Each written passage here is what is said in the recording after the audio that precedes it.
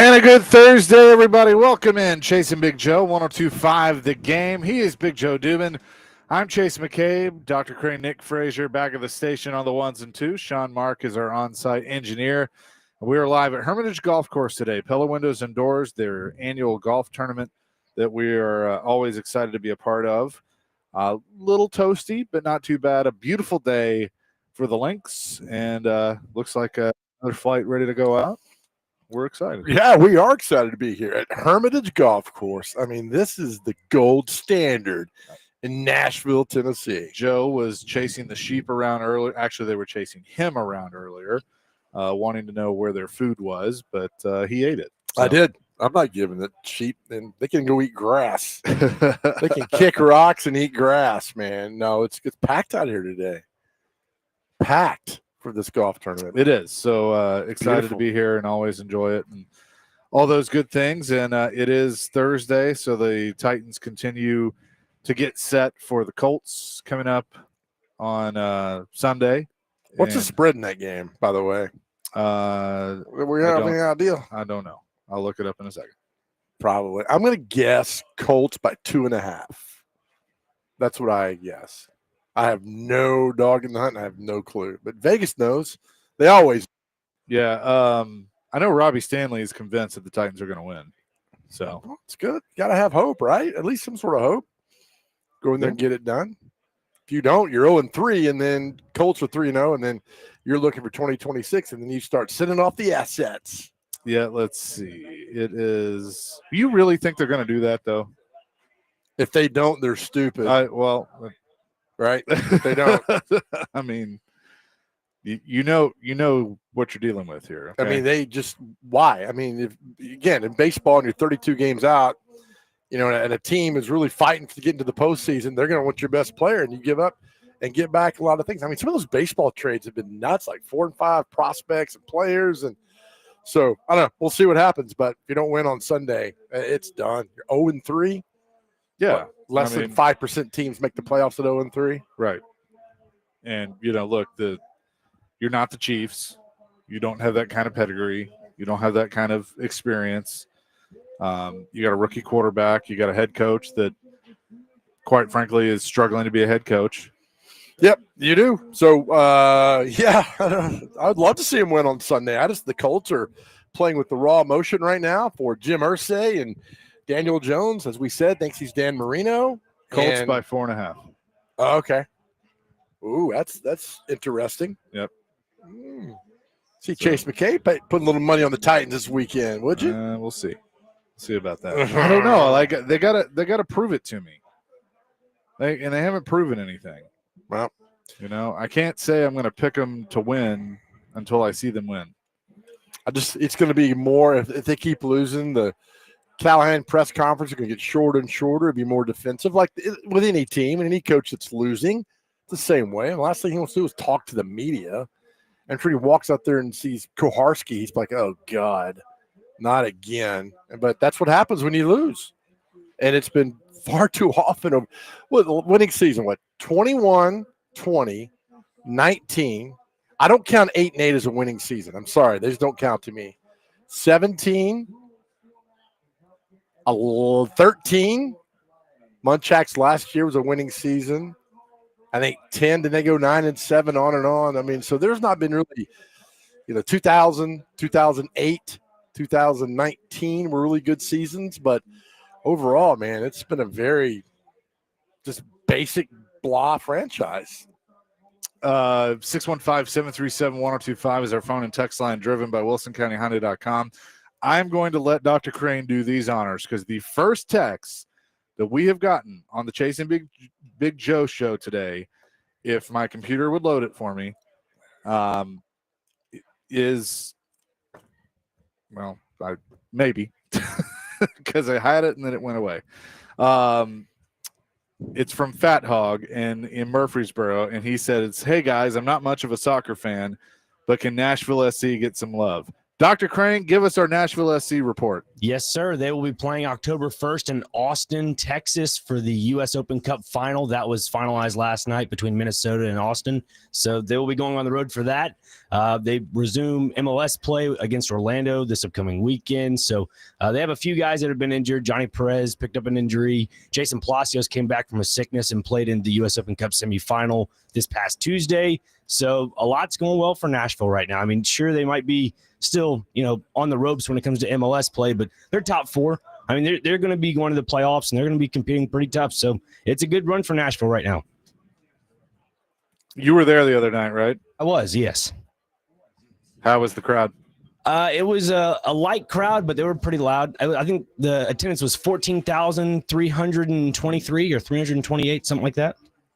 Okay. That's not bad for what was it, Tuesday night, Wednesday night? Yeah, I don't like how the U.S. Open Cup does their scheduling. I'd like for it to be on like a Friday or Saturday where we can get more attendance, but I mean, that's on them. Yeah. All right, Dr. Crane, real quick. I'll play a quick game with you, all right? Are these Nashville SC players or European opera singers? You ready? Let's do it. You ready?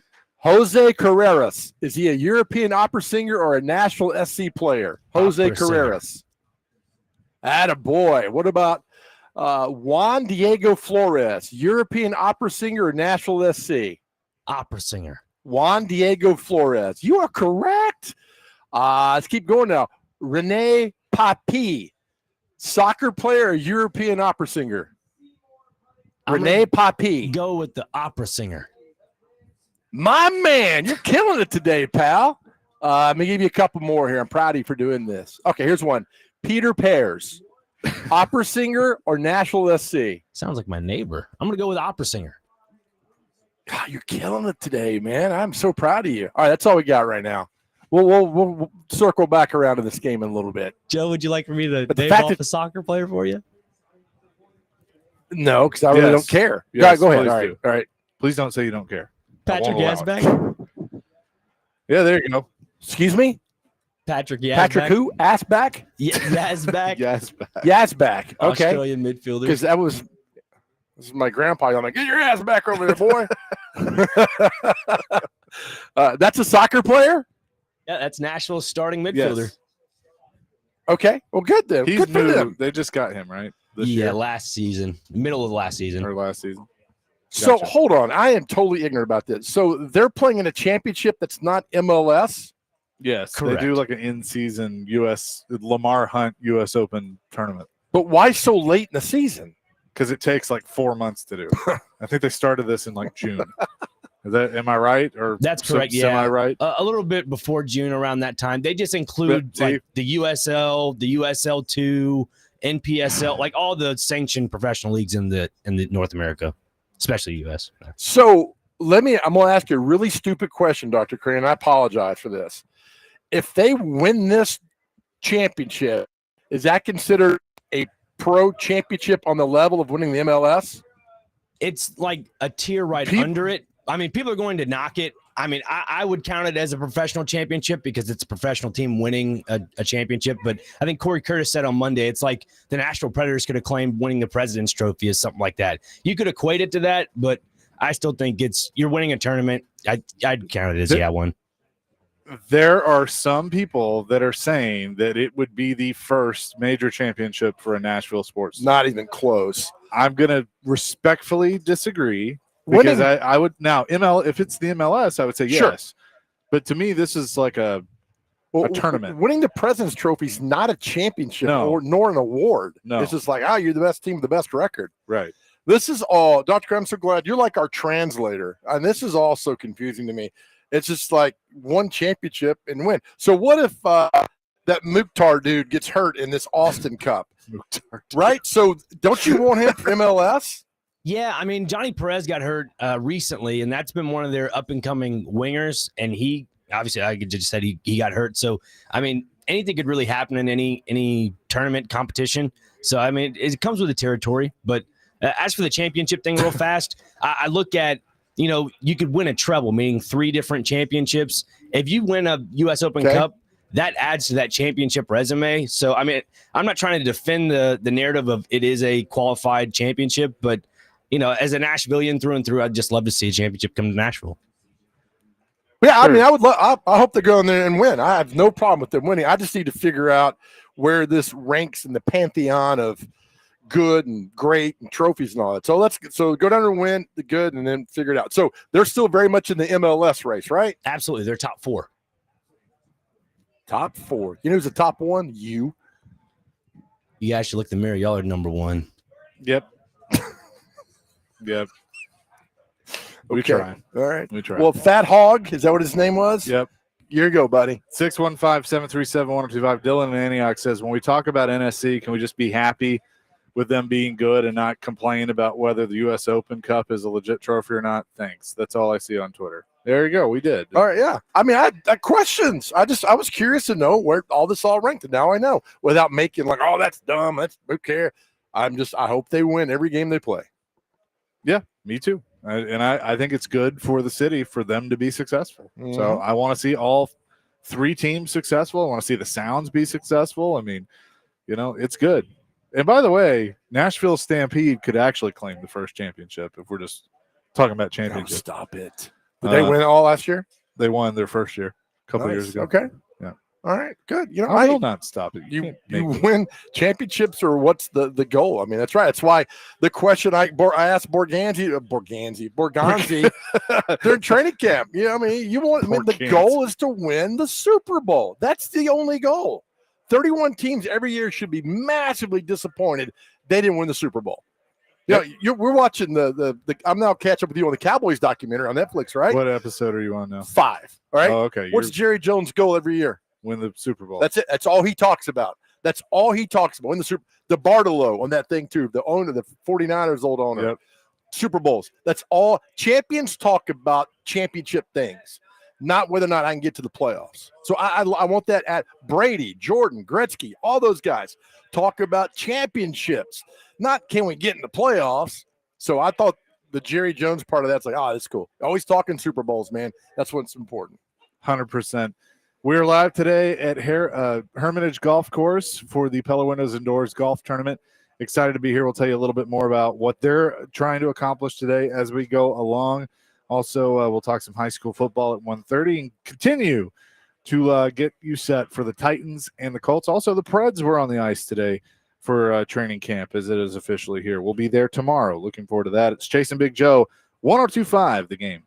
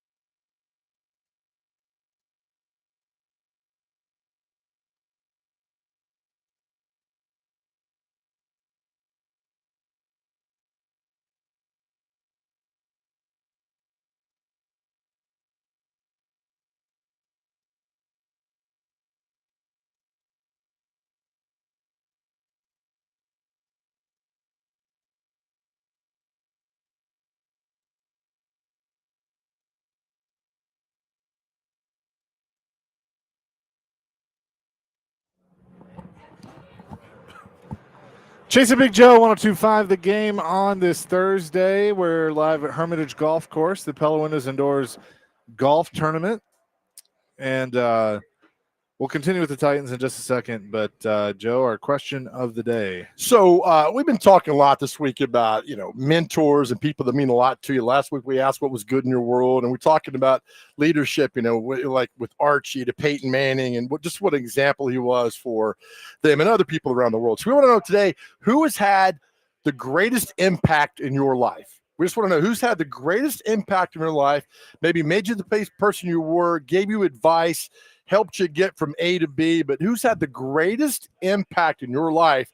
And what would you tell them if you could say something to them? 615-737-1025. You can call us, text. We'd love to hear from you.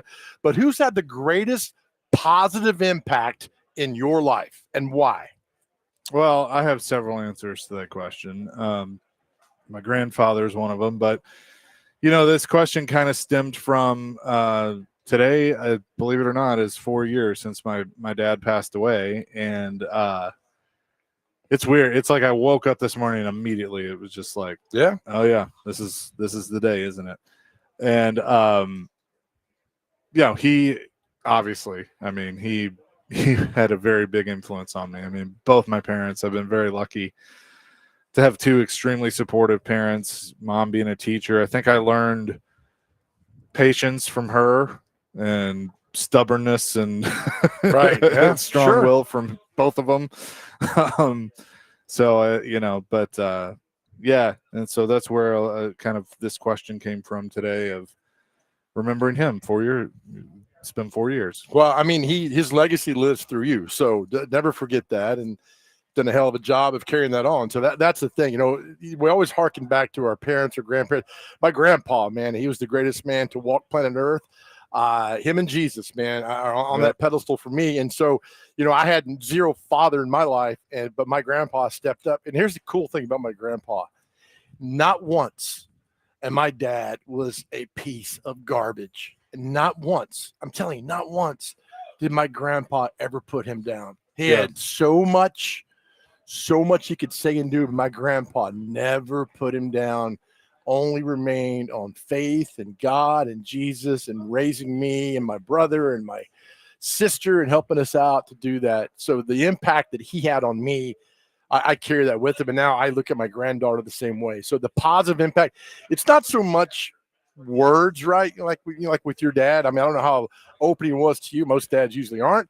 But his actions and how he went about life and how he helped people, you hear stories about that. So that's the question. Is that the greatest impact on your life in such an amazing way that you think about him every single day? Yeah. 615-737-1025 is our phone and text line, driven by WilsonCountyHoney.com. And whenever my computer decides to get connected to internet, I will be able to read some of those for you. Well, our question of the day is presented by Aries Tactical. Your safety, your skill, your Aries Tactical. Check them out at ariestactical.com. Always laugh at the Chris Rock skit when he says the camera goes on the sidelines and all the players like, hey, mom, hi, mom. He's like, what about dad? What about dad? Dad pays the rent, pays the mortgage, nobody ever thanks dad for things like that. And so, again, hear from you who you think is the greatest impact in your life. Dr. Crane, who you got, buddy? Yeah, kind of following the same suit with you both. My grandfather was a huge impact on my life. There, like Chase said, there are multiple people in my life that have been impacts, but I'd say my grandfather, my mom and dad, my grandmother, obviously, kind of a one that's out there. He's now deceased, but a former priest, Joseph Breen, over at St. Edward's when I was a kid. Oh yeah, he had this wonderful phrase he told all the grade school kids: do your best, do what is right, and the rest will take care of itself. And I've kind of lived by that. And so I've had a lot of different people that impact my life, but I'd say my grandfather primarily. There's just a lot of things that he taught me as a kid, learning stuff in the yard about gardening and just being a human being, having common sense and being just nice to people. It seems like today's day and age, people just are a little bit desensitized when it comes to stuff like that, of just being a nice person and not really figuring out left and right, front and back, all the above. So I just think there needs to be a little bit more wisdom when it comes to stuff like that. I like that, man. Let's see here. Trying to read through some of this right now. Oh, my computer locked up too. All right. Just getting it done today. Yeah, so let us know, 615-737-1025. We're all about the positivity, man. I think we do a good job of that on the show and let people know what's happening, what's going on in the world. So it's always good. Yeah, so keep those coming. I saw this on Twitter just a few minutes ago. The pass protection computer cowboy, whoever that is, Oh, my gosh. pass protection composite ratings through week 2 in the NFL. Oh, Lord. All Care right. to know who's in 32? There's no way. Are you serious? The Titans are last in pass protection They got a 5. out of 100? Denver got a 98. Oh, my gosh. I don't know how accurate this is, but Should we send a gift basket to Dan Moore Jr.? this says How is this line worse? This says PFF grade is 40%. The SIS blown block percentage is 40%, and ESPN pass block win rate is 20%. Each source is rescaled. 0 is the minimum score to 100 is the maximum score. Titans got a 5. Oh, my God. Who's above them? The Rams with a 21. Rams are 2-0, though. The Ravens with a 22. And like I said, the Broncos are 1, then the Cardinals, the 49ers, the Jags, and the Packers. All right, I'm going to ask for 2 teams. Where are the Colts? That's who the Titans play this 16. weekend. All right. And what percentage? Well, they got a 55. Okay, that's good. And our boy Vrabel. The Patriots are 11th. Okay. 68. All right. Well, with the Colts, I was watching Daniel Jones. He's getting the ball out really quick, but they are running the football. So I'm surprised that percentage is where it is. They are letting Jonathan Taylor run the foot. The Titans cannot stop Jonathan Taylor in the first quarter on Sunday. It could be he could go for 300 on Sunday. Oh, yeah. Yeah. I mean, easily. I would totally agree with you on that. Oh, my God. Right at the bottom. That's terrible. But are you surprised? No, not really. I'm being. No, I mean, the ESPN ranking that came out at the start of the season said they were in the top 5. Is that on potential? Look, Skoronski's doing well. Cushenberry so far is doing well. J.C. Latham's out. That's going to hurt at right tackle. Zeitler, I've never seen Zeitler do an interview. I'm not even sure he's in Nashville. Does right? he exist? I'm not sure he does. And then Dan Moore Jr., when he gets off from being a Walmart greeter, goes over to the facility and hangs out for a little bit. But that just shows you the importance of a left tackle. And then, with the Falcons concerned, with a right tackle, because you got a left-handed quarterback. But somebody put a tweet out the other day. It was funny about the Bengals line. Offensive line's terrible, just terrible. And it says there are 100 million fat people in the world. And the Bengals can't find 5 to pass block for Joe Burrow. I was like, oh, that's a good way to put that. Matthew in Nashville asked where the Steelers were. I just closed it. I think they were like mid-pack. They were 23. right around 23. Okay, thank you. 23. Yeah, when I saw the Rams at 31, I was like, they're 2-0. But to a larger picture, I mean, Cam Ward knows. If you know you're going to run for your life on every play, I think that helps instead of like, all right, maybe this play, these guys got it. Maybe this play, I'm not to worry about it. But the fact he knows that's why I keep telling you, run him out of the pocket, bootleg, naked, front side, power side. Don't go to the weak side. Let him bootleg and do things with his feet. I'm telling you, he is a great quarterback on the run, a really good quarterback. So let him fling the ball down the field on a run and have the guys know their exact routes and hit them. I mean, I'm telling you, watch him at Miami. I watched him at Washington State. He did the same thing. So let him do his job out in the field. What did you make of his comments yesterday about we practice on grass, we should play on grass? Because he was asked about the strip sack, and I guess he slipped on the turf. I don't know. I mean, I don't know. I mean, just don't know, don't care. Just one of those things. Like, yeah. I mean, it's just like, hey, it happens in a game. I think Cam Ward's of the mindset that play's done. Let's move on. Yeah, that play's done. Let's move on. I'm not going to sit there and think about it. I mean, that's an example. Like, what about the strip sack? Play on grass, stay on grass, whatever it is. Yeah, move to the next play. All right, let's go on and go on. And I like that mindset because, as our good buddy Tim Hasselbeck says, that memory as a quarterback's got to be really, really short. 615-737-1025. So I want to go back to kind of how we started the show because it kind of gave me a topic. Okay. Because I feel like the vast majority of you still want to talk about the Titans, even though the Titans are bad. But there is the soccer fans, or the Predators are on the ice today for training camp. How invested are you? Like, what is kind of your percentage of investment in Nashville sports? Good, bad, ugly, whatever. If the team's good, bad, doesn't matter. Like, are you 24/7 all in Titans? Or are you kind of like, I'm done. I like, talk to me when they're good again. Like, how are you on this? Because That's a good one. I'm very curious of kind of where the fan base is. Like, did you wake up today going, the Preds are practicing again? I am focused on the Predators. That's a great question. I think most fans are tuned out during the week unless something big comes up from the organization. Somebody says something. For the Titans? Yeah. Or the injury, or like, oh my God, someone's not playing this, what they're going to do. I think, but, it's ramps up conversation on Monday after. The reaction on Mondays afterwards. Tuesday, a little bit more. Now, Wednesday, I think it's kind of like, all right, we're moving forward. Thursday's definitely that. Yeah. To see what's happening. But I think Nashville's become such a inclusive sports town where it's okay to root for the Predators and not the Titans. It's okay to root for the Titans, not the Preds. It's okay to love Nashville SC. But I think from like a Preds rabid fan, I think they want the Titans to do well. I think, and that's across the board.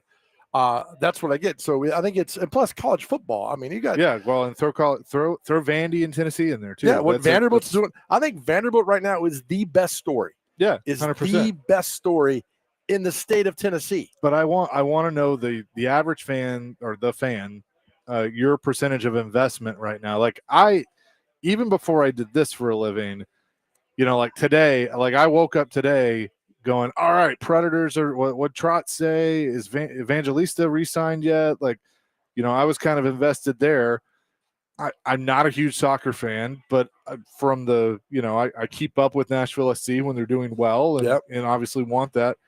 But for me, I'm kind of Titans, and even to an extent Preds 24/7, 365. Like, I always want to know what's going on. But I am so tired of having to talk about a bad football team. But there are so many of you that, even though they're bad, like, you still need it. You still want to talk about them. So I'm just kind of curious of that. 615-737-1025. It's our phone and text line, driven by WilsonCountyHyundai.com. What else was I going to say? Oh, it's Chasing Big Joe. That's it. Hi, live today on I'm Joe. Thursday. And your name? It's hot. Presented by the Omni Nashville Hotel, 1025 The Game.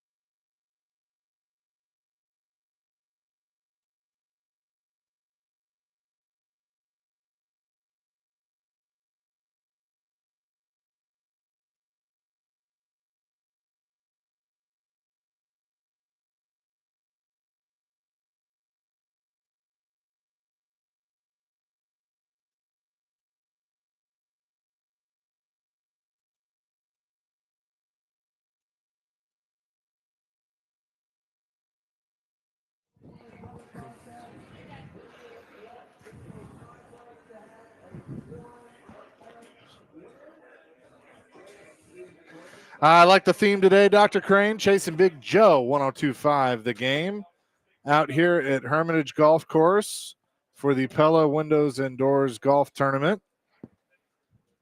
What you trying to do there, JoJo? Standing up. My back hurts. No, okay. Happens when you get old and fat. You got to stand up for a little bit and move around. Well, good. Well, not good, but I hope you feel Well, better. I get you, man. 615-737-1025. Basically, the question is where is your sports focus right now in Nashville? Is it the Titans, even though they're bad? Is it the Predators now that they're back on the ice? Is it Nashville SC? Is it something else? College, Vandy, whatever. 615-737-1025 is the phone number. Mike in Lebanon says, I'm all about the Preds and the Vols. I'm apathetic to the Titans. That's not good. And I'm excited for Vandy. Pretty sums it up. I mean, for us, it's different because we're invested in all of it. Because that's our job. And our job is to send you down a path you want to talk about and be what you're passionate about. And that's anything goes. So, yeah, I mean, I could see where, the Vols are still big. Mm-hmm. I mean, you asked this question in December. Kentucky basketball makes the top 3. Yeah. I'm telling you. Sure. Kentucky basketball and Alabama football sucks. Otherwise, they'd be in the top 3 right now. Thomas in Nashville. Good afternoon, guys. Good, bad, or indifferent. I'm a Predators, Vols, and Titans fan. I follow them continuously. I don't care for soccer, so not in on Nashville SC. Thanks, guys. That's it. Yeah. To each their own. I mean, if you like soccer, fantastic. Love it. Want them to succeed as well. On down the line. 6590 says 40% Nashville SC season ticket holder, 25% Titans, 25% college basketball, 10% cycling and tennis. I'll say this: you're, and this is not a shot, but you're the minority. You're probably the minority sports fan because soccer's number one. Okay, and that's okay. That's right. Like I like that. That's a good thing. But I still feel like a vast majority of people are going to say the Titans, even though they're not good. Of course, it's the National Football League. Yeah. It's all. I mean, look at the ratings. I mean, the massive ratings, and there's a reason why. It's the male soap opera. That's what football is. 6638 Nashville SC, Nashville sports team with a chance to win first major championship. 1468, all anchor down, already burnt out on the Titans talk. I totally see that. 7410 says Titans by a mile, followed by the Preds. NFL is just better product than anything else, regardless of how bad my team is. That's a great point as well. Yep. That's a really good point. Let's go to Ricky on the phone. Ricky, what you got? Yeah, I'm a big high school football fan and Predator fan. And I think Monday and Tuesday, if that's what you want to talk about, the Titans, that's fine. But don't beat a dead horse to death, during the week. There's other things to talk about besides how bad the Tennessee Titans are. Y'all do a great job on Friday for high school football, and I appreciate it. But during the week, you can give like the latest polls, where the football teams are ranked or whatever, the high school or something else. Besides, just keep talking about the Titans. People are tired of hearing how bad they are. They're bad. We know. But that's just my opinion. And I'm not a soccer fan by no means. I'm a Predator fan. I like to see what's going on with the Predators. But I just think that there's a whole lot more going on in Nashville than Tennessee Titans. And I appreciate you taking my call. As a first-time caller, I appreciate it. And thanks a lot. Thanks, Ricky. Please don't be a stranger. We appreciate it. And look, I want to hear from more people like him that are kind of like, hey, no, this is kind of where my focus is. I still think the Titans are going to, they're going to dominate the talk. But, sure. But I think they dominate, and I've been around long enough. I think the Titans dominate more talk when they're bad than they do when they're good. Unfortunately, I think you're right. And that's the big difference and I think this could go for, well, I'm not going to say that. Like Chicago, I think is different. The Northeast cities are different, but like here, when the Titans are bad, we can talk about them 24/7, 365. Right. If the Predators are bad or Nashville SC is bad, unfortunately, I think it's more out of sight, out of mind. True, but were we Except not for were we not spoiled the in '99 and 2000? yeah, of I mean, course we were. spoiled. I mean, Yeah. the first year as the Titans in that stadium, you go to the Super Bowl. So we're all thinking, that's how it's going to be every single year. Every single year. I talked to Derek Mason about this, and he's like, yeah, first year in that stadium, we go to the Super Bowl, we're getting back every year. He goes, never made it back. Yep. So, I mean, that's you get a little spoiled because of it, but that now has been, so that's been 27 seasons that they made the Super Bowl. And so you get a little spoiled about that. But I think that right there, what's on our screen, is a great question. Yep.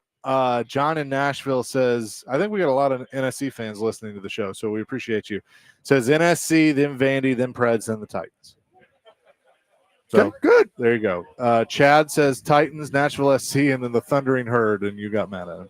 Well, Chad cannot bring that Marshall talk on this show. Not this week. Not this week, Chad. Yeah. You know better than that, Chad. And Chad, I know where you live in Hermitage. I can find you. And McGavick. He said and McGavick. Oh, okay. All right. You get a little pass there, Chad. We understand that now. Let's go to Trey on the fan base temperature. Trey, what's up? Hey guys, thanks for taking my call. So I think the answer to this question, from my opinion, is twofold. So first of all, I am from the Middle Tennessee area, born and raised, lived here my entire life. And from a personal side, from the fan base, I think because of the lack of success that Nashville sports has had as a whole, we kind of have to put our focus on whoever seems like they've got the most hope in the moment, because otherwise we're just depressed, man. I mean, nobody's doing well consistently, and so you kind of got to go, well, maybe the Preds will get it together this year as soon as you see the Titans doing poorly, just because that's our only hope as fans of teams that are perpetually terrible. And then the other side of it, which you guys have kind of already touched on, but it's something that I've kind of had a bone to pick with for a long time, is that Nashville SC, the Preds, teams like that, Vandy for that matter, they don't get the same kind of coverage. They don't get the same kind of hype that the NFL gets. And that makes it really unfair, because it's like nobody's playing fantasy hockey. Nobody's playing, nobody's having like tailgating for, Nashville SC games and stuff. Like people aren't getting, I think we would see more fans be excited about those teams if they got the same kind of hype, which is like not something that I don't think anything we can do here, but I think that plays a part.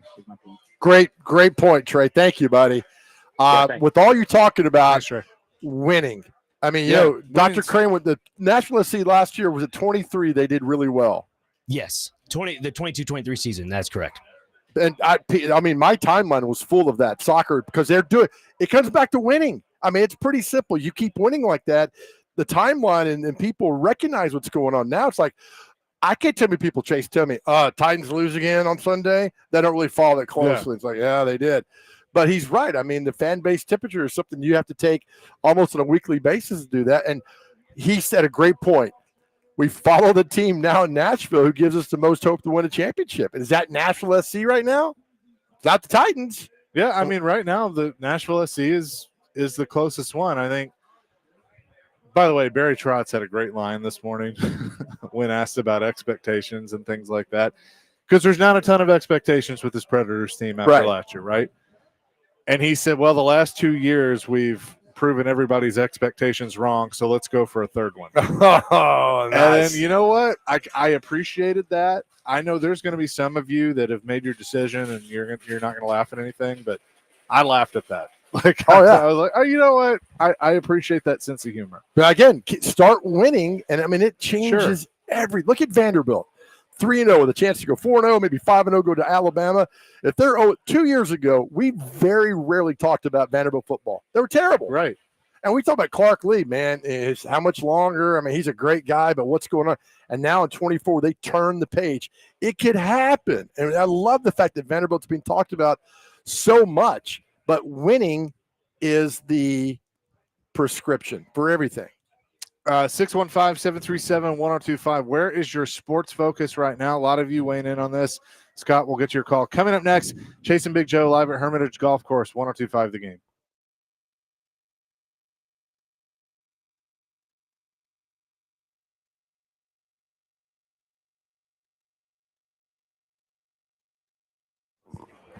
Hey guys, Big Joe here. You might not know this, but September is Suicide Prevention Month. But for us on the Chase and Big Joe show, it's something we talk about every single day. And unfortunately, we all have been affected by a friend or loved one who has suffered from depression and is no longer with us. So for the last 2 years, we've been on a mental health mission on this show. We tell you that if you are struggling, please talk to somebody. I make it no secret that talking to somebody changed my life and turned it around.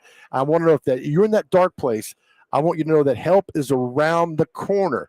We are so excited. We've partnered with Unity Psychiatric Care, just a wonderful place right here in Middle Tennessee for you to get help, and it works. Just go to thegamenashville.com, click on the Chase and Big Joe show, and there you'll see a link to Unity Psychiatric Care. When you go there and you put your information in, it is secure, it is private, it is confidential. Nobody knows that you're doing that. I just need to know that you're going to do it. If you need help, please go there and seek it, because I tell you all the time, our world is a better place because you are here. I'm telling you, I need to celebrate your success in this world, and I need you around. So many have reached out to us the last 2 years, and now we got a partner that cares about you. Or you can call 1-888-508-8002, 1-888-508-8002. We love you guys. And just go to GameNashville.com, click on the Chase and Big Joe show, and you'll see all the information for Unity Psychiatric Care. Help is just around the corner, and you do not have to go through any of this alone.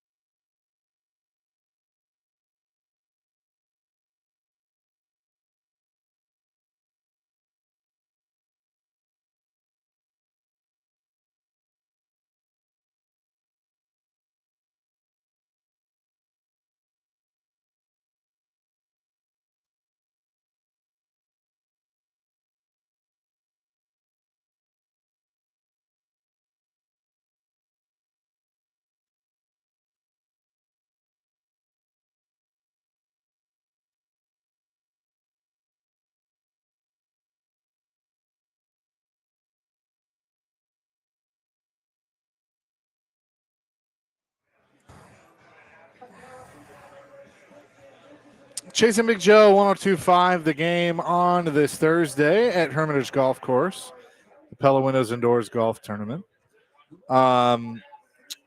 Justin and Greenbrier, continuing our discussion on where is your sports focus right now.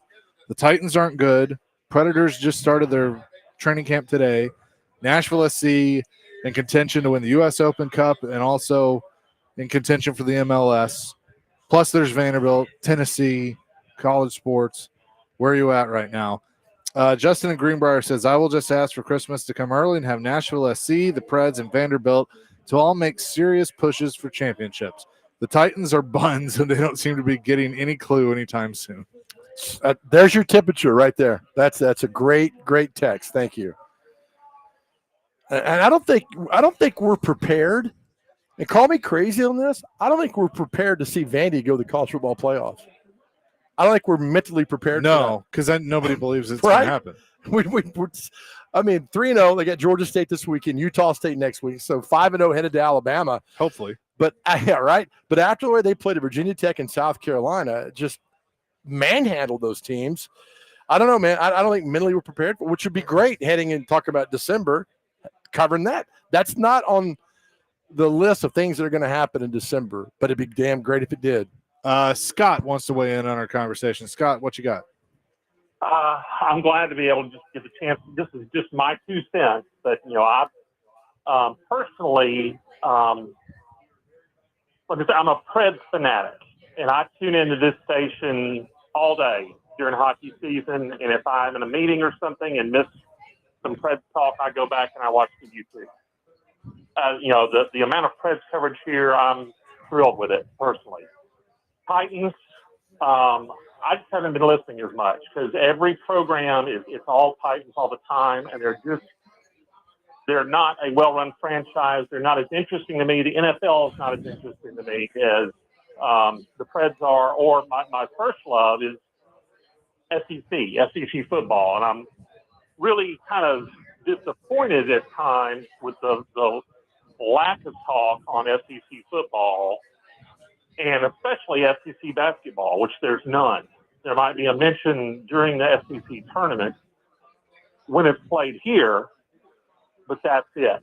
I mean, there are a ton of, this is now Pro Sports Town, but there are a ton of college fanatics around here, and I'm one of them. And I care about more than just my team. I want to talk not only, I'm an Auburn fan, but not only do I want to talk Auburn, whether they're good or bad, I want to talk SEC. I care about what's going on with the rivals, what's going on, other schools. And if I had to put in my brothers, I wish there was more of an SEC focus. And not even necessarily, I know there's a lot of Big Ten alumni that have moved into this area. There's SEC alumni in this area from all the different schools. It's been that way, and a lot of Big Ten. So, college football and especially SEC basketball, because right now this is the golden age of SEC basketball. Scott, let me ask you a question. Tennessee, Alabama, they rule the sport. Scott, let me ask you a question before you hang up. Are you from here originally? Where are you from? I was born in Birmingham. I've been here most of my life. I've been here my entire adult life. So I grew up, I grew up with Nashville Sports Radio. You had Bob Bell and Bill King on WLAC, and that was state radio for UT. And they talked football, but they mainly talked UT.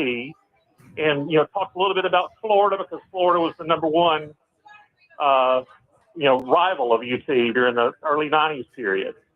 And then you had Plaster, and, I remember when Willie first joined Plaster on WTN, and they were the station that was more interesting because they talked about, some UT, but they talked about college sports, and they talked about MLB. They talked about everything else. So it wasn't just a 3-hour Tennessee recruiting recap. And it's kind of right now with this station, it feels like it's just all Titans all the time. And if I was a Titans fanatic and wanted all Titans happy talk, there's another station in town there where you can get that. But, I'd like a little more variety here. Just my personal preference. Okay. Thanks for the call, Scott. Focused. Yeah. Well, you should listen to this show more because you get a lot of that. But we appreciate the call, Scott. Thank you. And we're actually going to talk some college football coming up next. I'll counter the SEC basketball. It's great talking in January and February. Yeah. It is, but all too often you get stuck behind NFL playoffs. People love the NFL playoffs. They love that. And then the Preds are in full swing in January. And I like college basketball. I'm not watching it until February. And then the tournament rolls in. That's me. But Scott, right. I completely understand. Also about Plaster and Willie back in the 90s, there were no Titans. Right. And there were no Predators. Yep. So you have to throw that into the conversation. I mean, there's only 32 cities in the world that have an NFL franchise. Nashville's one of those. So I understand where your concerns are. I understand that, but the college football thing, we've made it a big point of emphasis on this show. I can't talk for any other show. Sure. We love college football on this show. We love college, not just the SEC, but college football. So we'll always give you that, Scott. So thank you. Yeah, and I don't want to go too inside baseball here because I think a vast majority of you don't care how this kind of works. But, obviously I'm in a unique position that I do a 3-hour show every day with Joe, and then I'm also the program director and have to, look over the entire radio station and what we do.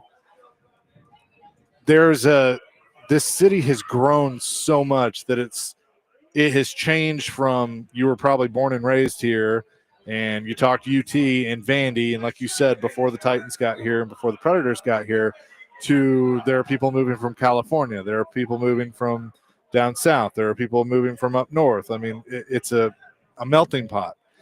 And so the demographics have changed.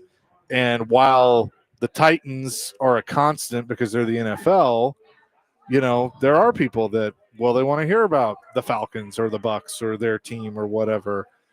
That's where you go more to 94.9 and you get the national stuff that's going to cover that, while we still continue to cover Nashville's teams. We are the Predators flagship. I can tell you, you're not going to get the Predators coverage across the street that you get here. But the thing is, there's got to be something to talk about. Yeah. Good point. In August, they would even tell you there's nothing to talk about because they're all on a golf course. Yep. Now that we're, into training camp and stuff, you're going to hear more of that. We're going to be at Preds training camp tomorrow. That's right. As for the SEC football, 100%. I mean, and I pride what we do on this show with how we cover Vandy or Tennessee or the entire SEC in college football, because this guy to my left lives and breathes college football. If I told him that I was going to make our show a college football show, I think he'd do a backflip. I'd show up at 11 instead of 11:30 every day. Yeah. I mean, because I think you're kind of in that boat of you have Titans fatigue because they've sucked for so long. Yeah, I mean, it is. And I mean, we still talk about them. Obviously, we get that. We got Cam Ward, and there are some positive foundational pieces we get over there. But the result on Sunday is oh, God, another. I mean, I hear it everywhere I go, at the gym, even at the radio station. And you talk to people oh, the Titans, never going to get it. It's just on it. So it's become like a way of life now, which is sad about all that. And so until they start winning, it'll be kind of the same thing that you kind of hear is all right, we're going to try to give you something new about. Yesterday, we took the Cam Ward interview live, and there were some good things that Cam Ward said. We would never have done that before, probably. Yeah. And so we want you to hear that, what we're hearing as well. And then so we'll just keep, beating the drum and going forward on this. I will say I appreciate the feedback, because I think so many times people are afraid to ask for that because they're not going to like the answer. I welcome all feedback, good, bad, indifferent, whatever. And I've also come to the realization that whether you're a show host or a PD or a producer or whatever, you're never going to make anybody happy. And that's just how it has to be. You made me happy. At the end of it. Well, I try, But coming up next, you have a topic. We have hot seat, cool seat on college football. Okay. These could be some really interesting football games this weekend. And once you hear what we're going to talk about, you'll pay attention to these games in a completely different way. Because we've already had 2 coaches fired in college football after going 0-3. We will do that coming up next. We're live at Hermitage Golf Course. It's Chasing Big Joe on this Thursday, 102.5 The Game.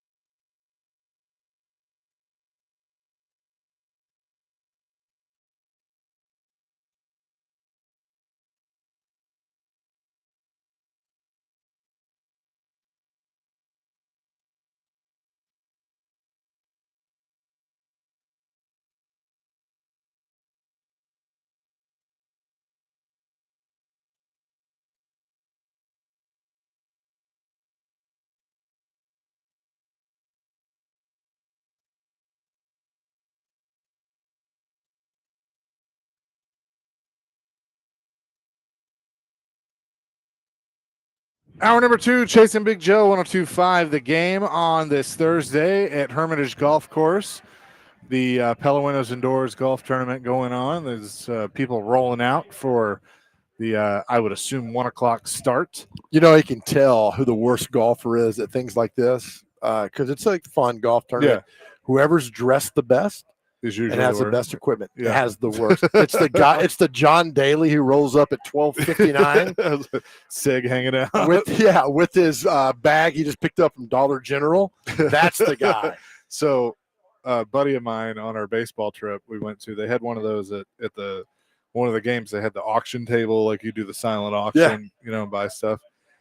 And he has a man cave and has stuff hanging in it. And there was this picture of John Daly, on like putting, cigarette hanging out of his mouth. Right? And it actually had, I assume it was one of his, but it had the picture. He signed it in a framed cigarette as well. Oh, that's awesome. A Camel. And I was like, dude, you need this. He goes, oh, 100%. Oh, that's very cool. Heck yeah, man. And he's got it hanging on his wall. We need to go down there to his restaurant down in Midtown. He's always there taking pictures. And I'd love to get him on the show. It'd be great. Well, Dr. Crane would have to have his hand full time on the dump button.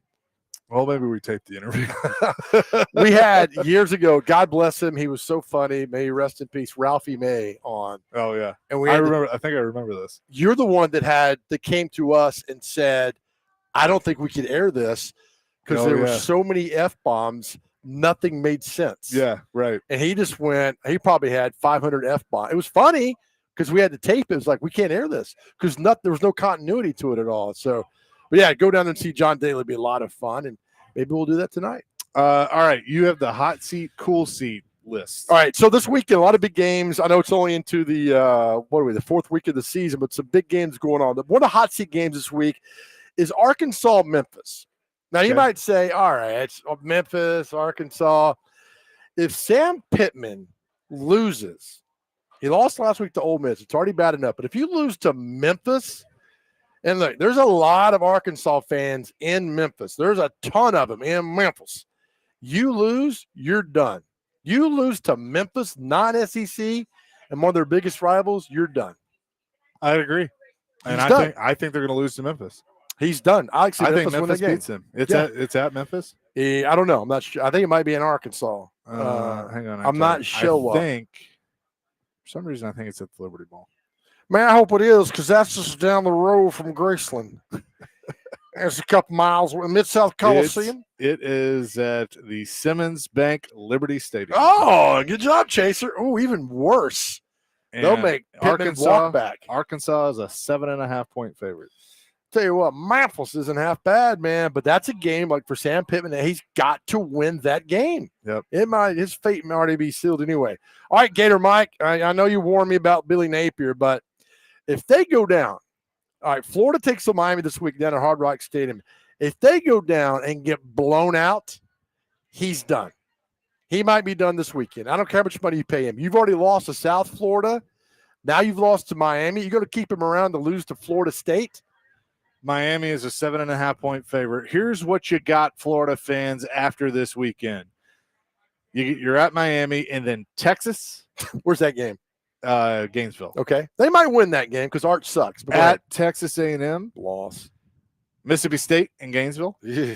Georgia in Jacksonville. At Kentucky. At Ole Miss. Tennessee. And Florida State. Lord, man. Just ease his pain now. Show him out the door. But if you go down there, Gator Mike, and your Florida Gators can beat the Miami Hurricanes, you got some life left. I don't think they're beating them. I think Miami beats the brakes off them. If so, then he's done. I mean, look, I don't like Carson Beck very much, but he's like good. You either. So can Napier by winning go from the hot seat to the cool seat?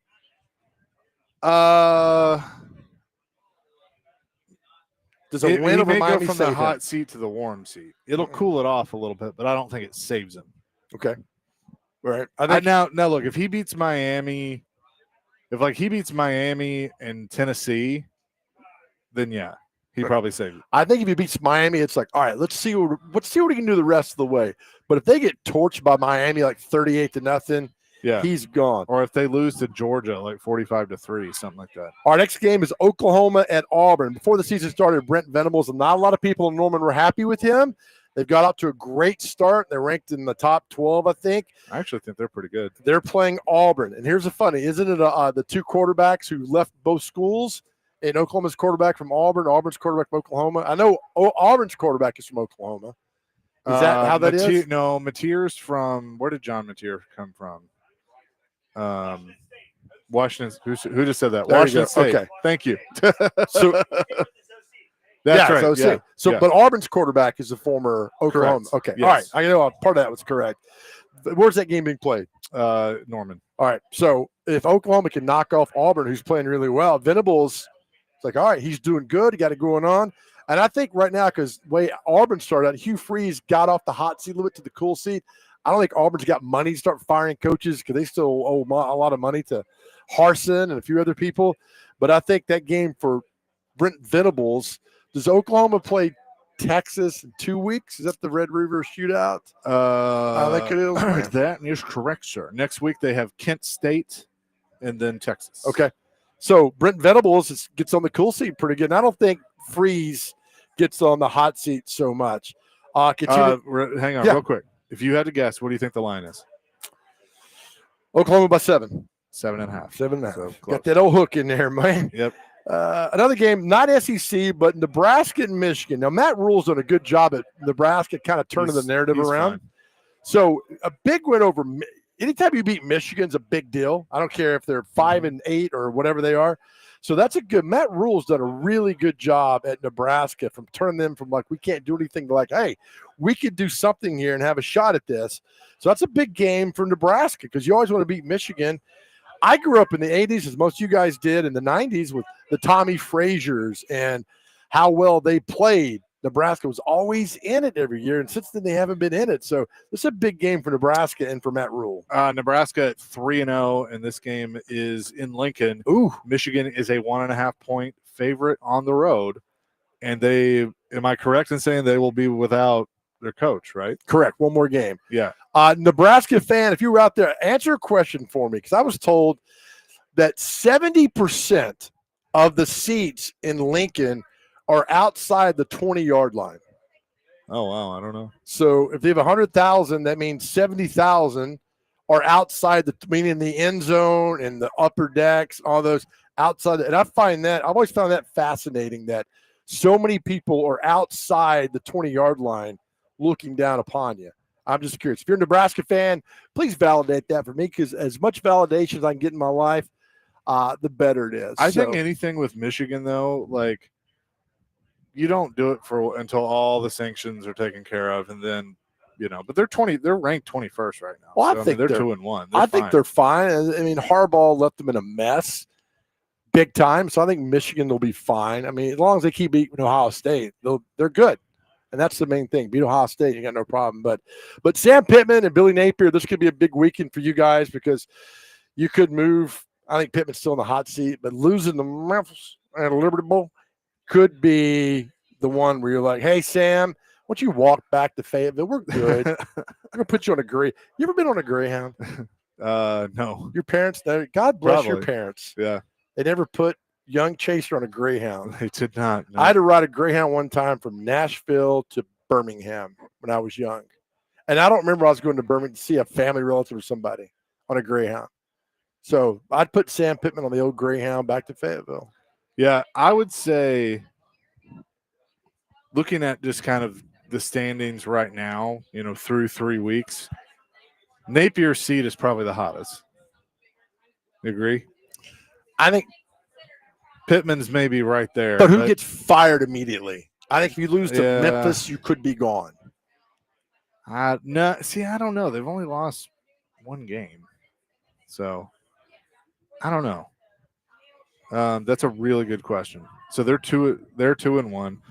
I mean, Napier's 0-3. So I put him there. How dare you discount the Long Island University win? How that's right. dare yeah. you? They're 2-1. How dare or you? 1-2. 1-2. Not bad. I think if Miami goes down there and Florida's completely unprepared and beats them 38-7, I mean, his fate is sealed because they wanted to fire him after. And Danner Mike, don't say you didn't, but that South Florida loss was crushing to a non-Power 4 team in your own state. That's terrible. That's absolutely terrible. So with Napier, that's going to be really tough for him. I mean, beating Miami cools that seat a little bit for Napier, but then if you could beat Miami, beat Texas, Yeah. I mean, you can always turn around. I just don't think – I'm not sure Pittman losing to Memphis could turn it around. Yeah. Is Stoops? I mean, like, what's going to happen there? I don't think anybody cares. I don't think anybody cares. It's Kentucky, right? They've already lost to Ole Miss. They got South Carolina. They're off this week, I guess. They're off this week. Then they're at South Carolina. They're at Georgia. I would say both of those are losses. Texas, Tennessee, at Auburn, Florida, Tennessee Tech, at Vandy, at Louisville. Tennessee Tech might beat them. Yeah, they're not very good. As a guy told me a long time ago, never go play football at a basketball school. It's like, okay. Not that I did. I'm just saying, just never go play football at a basketball school. They don't care if they go 2-10 or 10-2. But if Mark Pope goes 2-10, 100%. Yeah, right. Robert says on our text line, driven by WilsonCountyHonda.com, 615-737-1025. A Greyhound bus ride is a must for a teen at least once. Definitely some characters. Robert, you're wrong and you're right at the same time. I was like, oh my God. I just hear like somebody saying, son, this is going to make you a man. But remember when I wrote it, it was before cell phone. Now you can track, like I can track my son 24 hours a day. Back then, he loves that. Yeah, right. He doesn't know. That's one part of this. You don't know when you put your kid on a Greyhound back then, whether or not they're going to show up in destination. Right. I think the ride from Nashville to Birmingham was like 6 hours. And I cannot remember why my mom put me on a Greyhound bus to Birmingham. Why 6 hours? Because you stop everywhere. Oh, yeah. Murfreesboro, Tullahoma, Shelbyville, on down Monteagle, or not Monteagle, but Pulaski, then Ardmore. Do you remember when the Simpsons go to New York to get the car and they Bart goes, look, they have a Greyhound $9 from here to New York. This one's on me. And Lisa's like, I just wish we had paid the extra $2 for a bus with bathrooms. We'll read Robert's thing again because that sums it up perfectly. Greyhound bus ride is a must for a teen at least once. Definitely some characters. He is correct on that, man. Oh, my goodness. Real quick, Evan says, as a huge Florida fan, I seriously wish that Florida had fired Napier at the end of last season. And now with 2 losses that they have, I wish that they would fire him immediately following the game. Could happen. I mean, it really, if you're unprepared in Miami, if Miami pushes you up and down the field, you're done. 615-737-1025. We'll have more coming here on the Chasing Big Joe show presented by the Omni Nashville Hotel, 1025 The Game.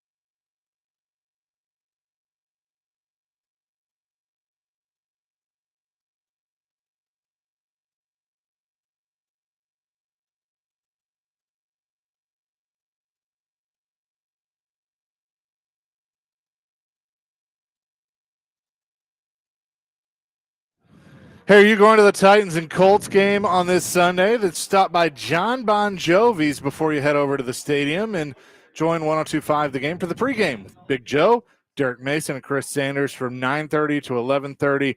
Pregame is presented by Parma Tractor and Equipment, Old National Bank, Circa Sportsbook Kentucky, and by Tennessee Brewworks. Chasing Big Joe here on 102.5 The Game at Hermitage Golf Course. On our Greyhound bus comment, Right. Tim in Nashville. I made the mistake of buying a local ticket from Atlanta to Nashville my freshman year in college. I left in 1996 and just arrived back in Nashville last week. Oh, my God. There's so much truth to that as well.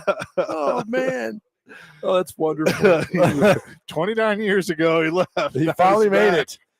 Oh, it's like Jodie Foster in Contact. You made it back here. Good job. Yeah. So but I mean, imagine doing that without a phone to look and watch and read stuff. We actually one time we had to do all that.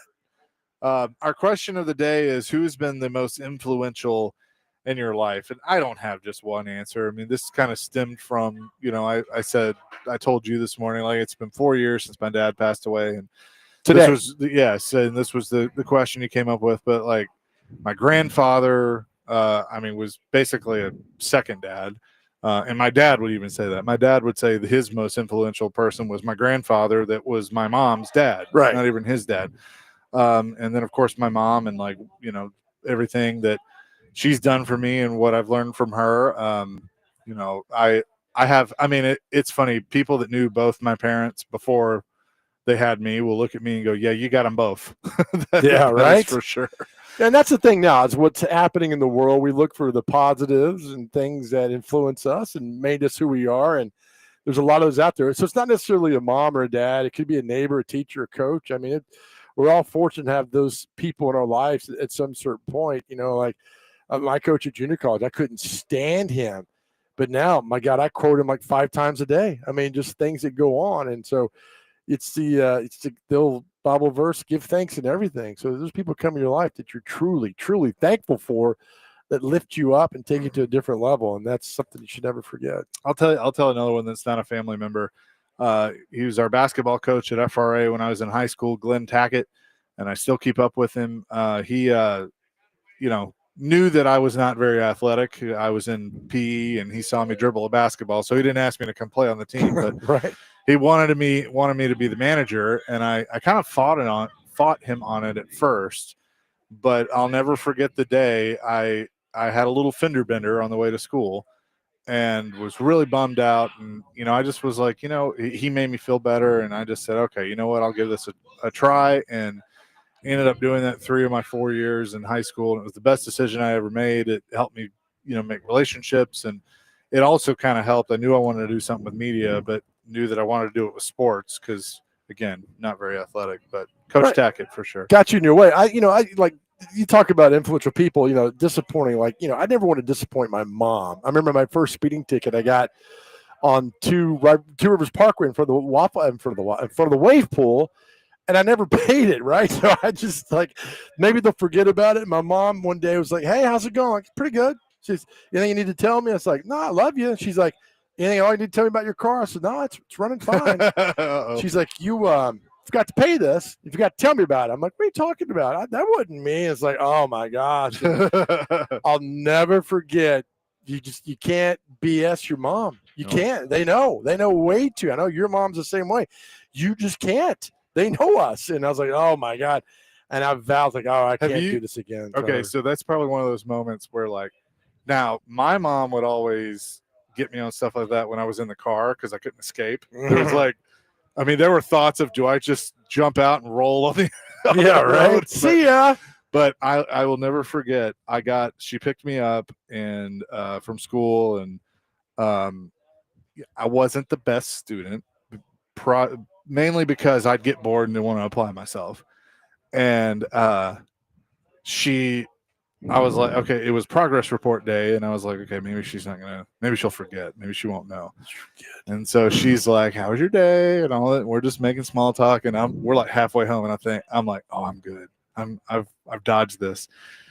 She goes, so So how'd the progress reports go? And I'm like, I think they're fine. We got a little work to do in Right. in English, but or literature. That's what it was. But no, we'll be fine. I'll be okay. She goes, well, do you have them? And I go, no, they just told us how we were doing. And she goes, yeah. Well, Miss Shack told me when she called me today and told me you had Oops. I was like, slow down, let me out. Oh, she got because they just know. But it's also good to see like your mom or your parent in a moment that just makes you laugh. Like I always go back. I think another high school football story. We played Dixon County in high school. There's probably 10,000 people at the game. We were third in the state. They were fourth. They beat us in the last second. Then they tried to fight us. The fans did. I'll never forget walking to the bus with my mom, and all this talking's going on. And I'll never forget. She said, somebody's about to get their ass whooped. And I'll never forget her. It wasn't going to be her, but the cops had to come break it up. But it was kind of cool to see your mom with that little fire in her. It's like, oh, I want part of that to go on. And so, yeah, I mean, it's not necessarily a parent that positively impacts us. There's so many people in our life that come in our life that do that for us, which is wonderful. So that's kind of the question. And we love hearing from you guys, too, about last week, what's good in your life? And this week, who positively impacted you? I mean, it's just things that go on that make you the person that you are and that we love. Coming up next, we're going to talk about our Metro Schools Game of the Week, which will be tomorrow night. Of course, it is presented by Strike and Spare Family Fund Centers. Coming up next, we will talk to the head coach, Anthony Brown at Hillsboro, and Coach C.J. Scott at Glencliff. That matchup is at Glencliff tomorrow. We'll do that next. Chasing Big Joe, 102.5 The Game.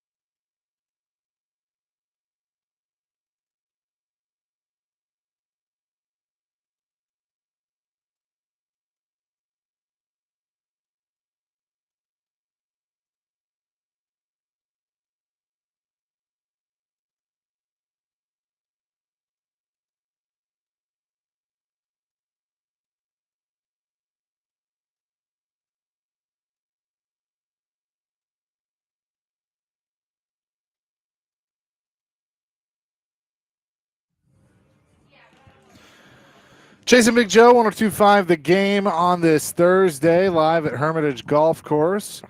Coming up tomorrow, it's our Metro Schools Game of the Week, presented by Strike and Spare Family Fun Center. And looking forward to that. We'll have the Game Blitz pregame starting at 6, then the pregame for our game at 6:30, kickoff just after 7, and also the Game Blitz scoreboard show following that game, where we'll go all around the mid-state with high school football with Connor Newt and Parker Kelly. Let's say hello now to the head coach of the Hillsboro Burros, Anthony Brown, who is with us. Coach, how you doing? Doing well. How you guys doing? We're doing fantastic. So you're a handful of games into the season, coming off a win against Maplewood. How do you feel like your team's been playing to this point? I feel like we've been trending in the right direction. Defensively, we've been playing pretty well the entire season.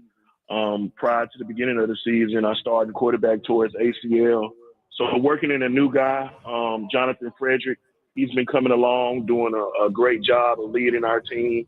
We're just trying to get the offense to turn around a little bit right now, and but they're working hard. You've been in some close games too, a couple of close losses, and then last week was a close win. How much does that help a team confidence-wise when you finally get over that hump and win a close game?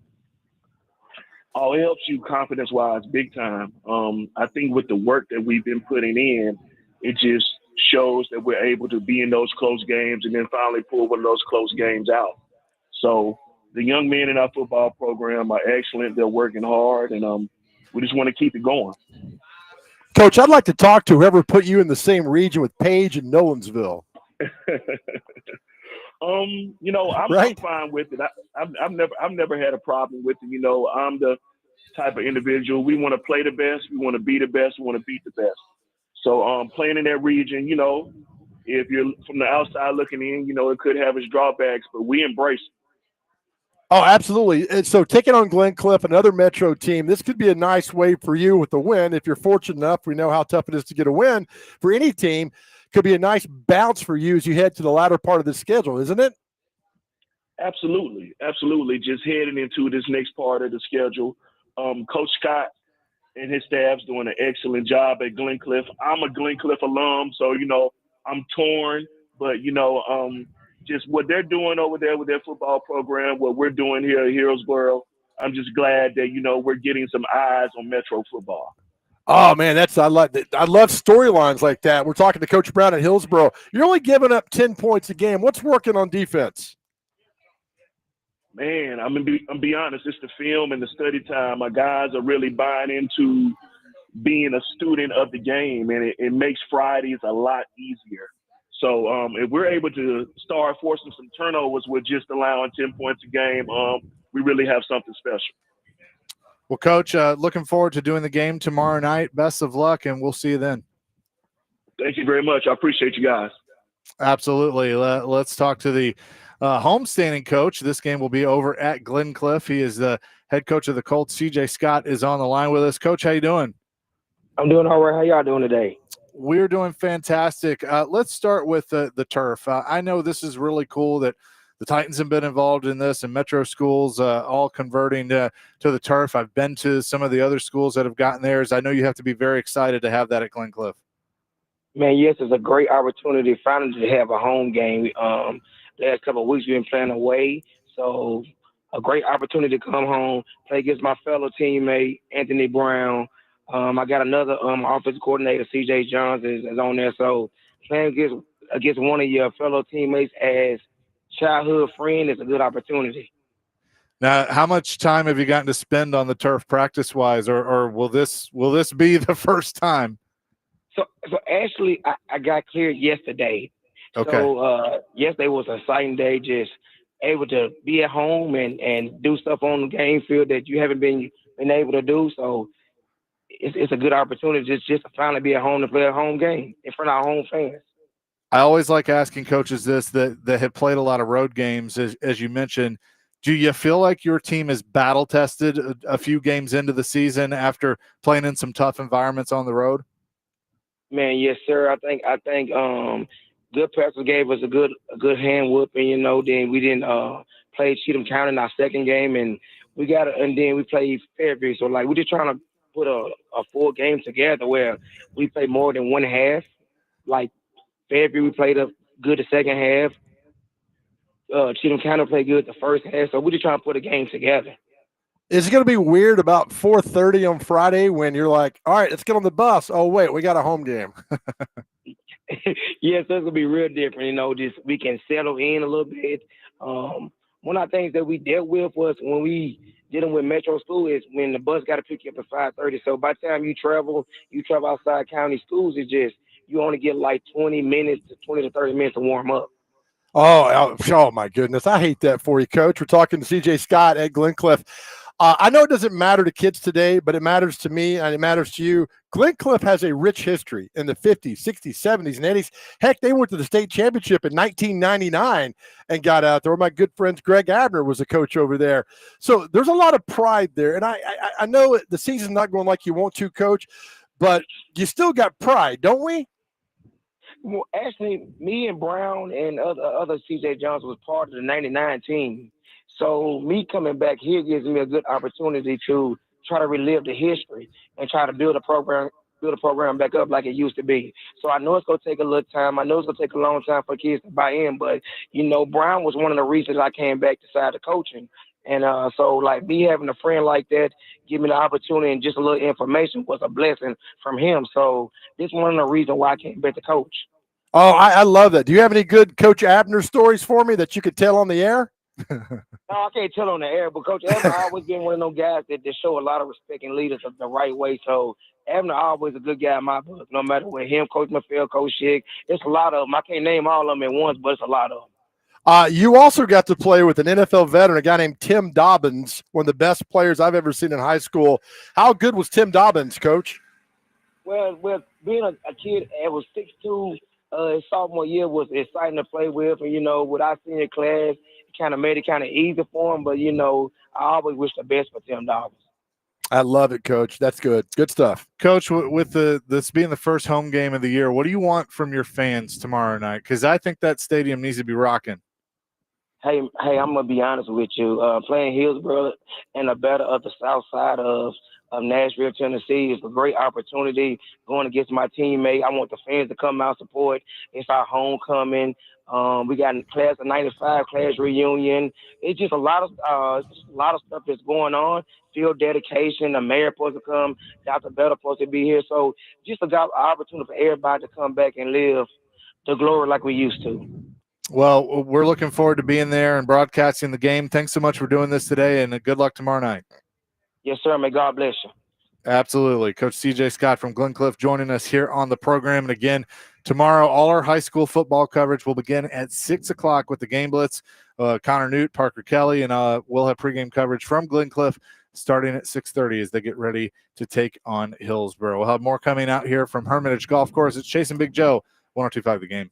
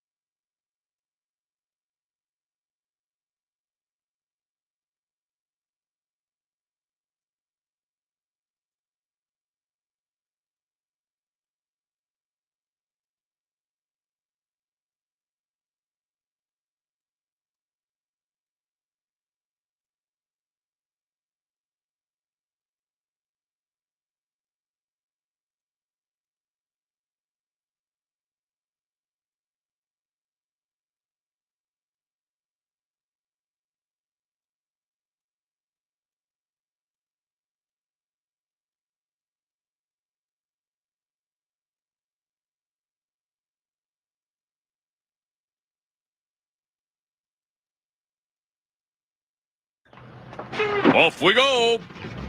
Hail to the bus driver, bus driver, bus driver. Hail to the bus driver, man. He drinks and he cusses, he stinks up the buses. Hail to the bus driver, man. Oh, there's an opening. Oh, too late. Nope. No, I'll be cutting a little close. I think you have to be more aggressive, sir. Nonsense. One of our good citizens will slow down and wave me in. Let me in. Let me in. He steps on the clutch and the toilet goes flush. Hail to the... Shut up! Oh, man. Well done, Dr. Crane. Oh, that's good. Principal Skinner as the bus driver. You know what's funny is that Harry Shearer's, remember, a Spinal Tap, right? Yeah. So there's this commercial for Liquid Death, the water, and Rob Reiner's like, hey, you're going to do a promotion for Liquid Death. They're like, oh, it's a beer. And like, no, it's water. And Harry Shearer's talking, and it sounds just like the Principal Chalmers. It sounds Principal Skinner. Principal Skinner. I'm sorry, Yeah. Superintendent Chalmers. Yeah. Principal Skinner. It sounds just like him, and I can't get that out of my mind of all the voices that Harry Shearer did. Really good. Oh, yeah. Because, I mean, like you hear enough, you kind of knew who did what. Yeah. The Predators open training camp today. They've had their first practices. I've been reading some of the notes. I guess Roman Yossi spoke, and I know our friend Jill Jelnick had a one-on-one with him that you can see on Fox 17 News at 9 tonight. But he seems to be healthy, feeling good going into the season, and Barry Trotz had his opening remarks as well. And he had the line that everybody's been talking about, and I certainly laughed at, and that was it was on Twitter. He said, we proved the experts wrong 2 years in a row, and we're hoping to make it 3.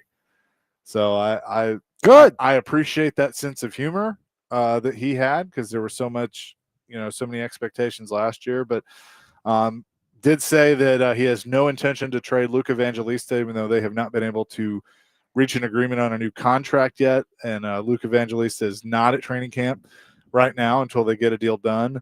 I would expect they're going to get something done. I mean, my thing on this is I like Luke. I think he's a good player. I think he fits this young core, but I don't think he has a ton of leverage. And I think that, look, agents are going to do what's best for their client, because it's also what's best for them as they get a piece of that pie. But Barry Trotz is going to hold his ground and do what's best for the Predators as well, because, you don't want to overpay a young player. So whether it's a 3-year deal or, Evangelista bets on himself and takes a 1-year deal, kind of a prove it deal, gap deal kind of thing, then, he certainly could do that. But he's a restricted free agent. Predators still retain his rights. My guess is in the next few days they'll get something done, because eventually, a side's going to have to give, and it's probably going to be Evangelista's side, and come up with something that's fair, but fair for both sides. I don't mind guys on 1-year deal to prove that they belong, because you know what happens? They play their ass off. Right. We see it in every sport they go, especially football, to do that. All right, what's the line? What's the opening line? Stamkos. Oh, look at I was you. like, I don't have the betting lines out. Yeah, what are you talking about? Is there one out there? What already? Who comes out on October the 9th? That is a great question. I think the big question is it probably going to be, Forsberg, O'Reilly, that group, again. But I think everybody's wondering, does Brady Martin make this roster? I say no. I don't know. Probably not. Don't do it. But I'm not. But Probably yeah, not. I mean, look, they have a mix of young guys and veterans. Marchessault, I think, needs a bounce back year. Forsberg, well, really everybody needs a bounce back year. Forsberg as well. But I'm curious to see Brady Martin play with those guys, because I think you're going to see that some in training camp. I mean, it's hard to believe they played their first 2 preseason games Sunday with a doubleheader against the Florida Panthers. So you're going up against the 2-time defending Stanley Cup champion, right? In a doubleheader, a split squad doubleheader. I want to see Brady Martin skating with these veteran players to see how he holds up. So like Stamkos and Yossi are playing Sunday? We don't have the rosters yet, but I mean, that's cool. I would assume so. All right, that's already here. I just think the burning desire of any athlete is to not go out the way they did, and to turn it around. And I think that's great. I mean, you got talent. Now put it together and do it. And now, I think Brunette's got a little leverage now for a little bit to kind of like, all right, let's see what we can do.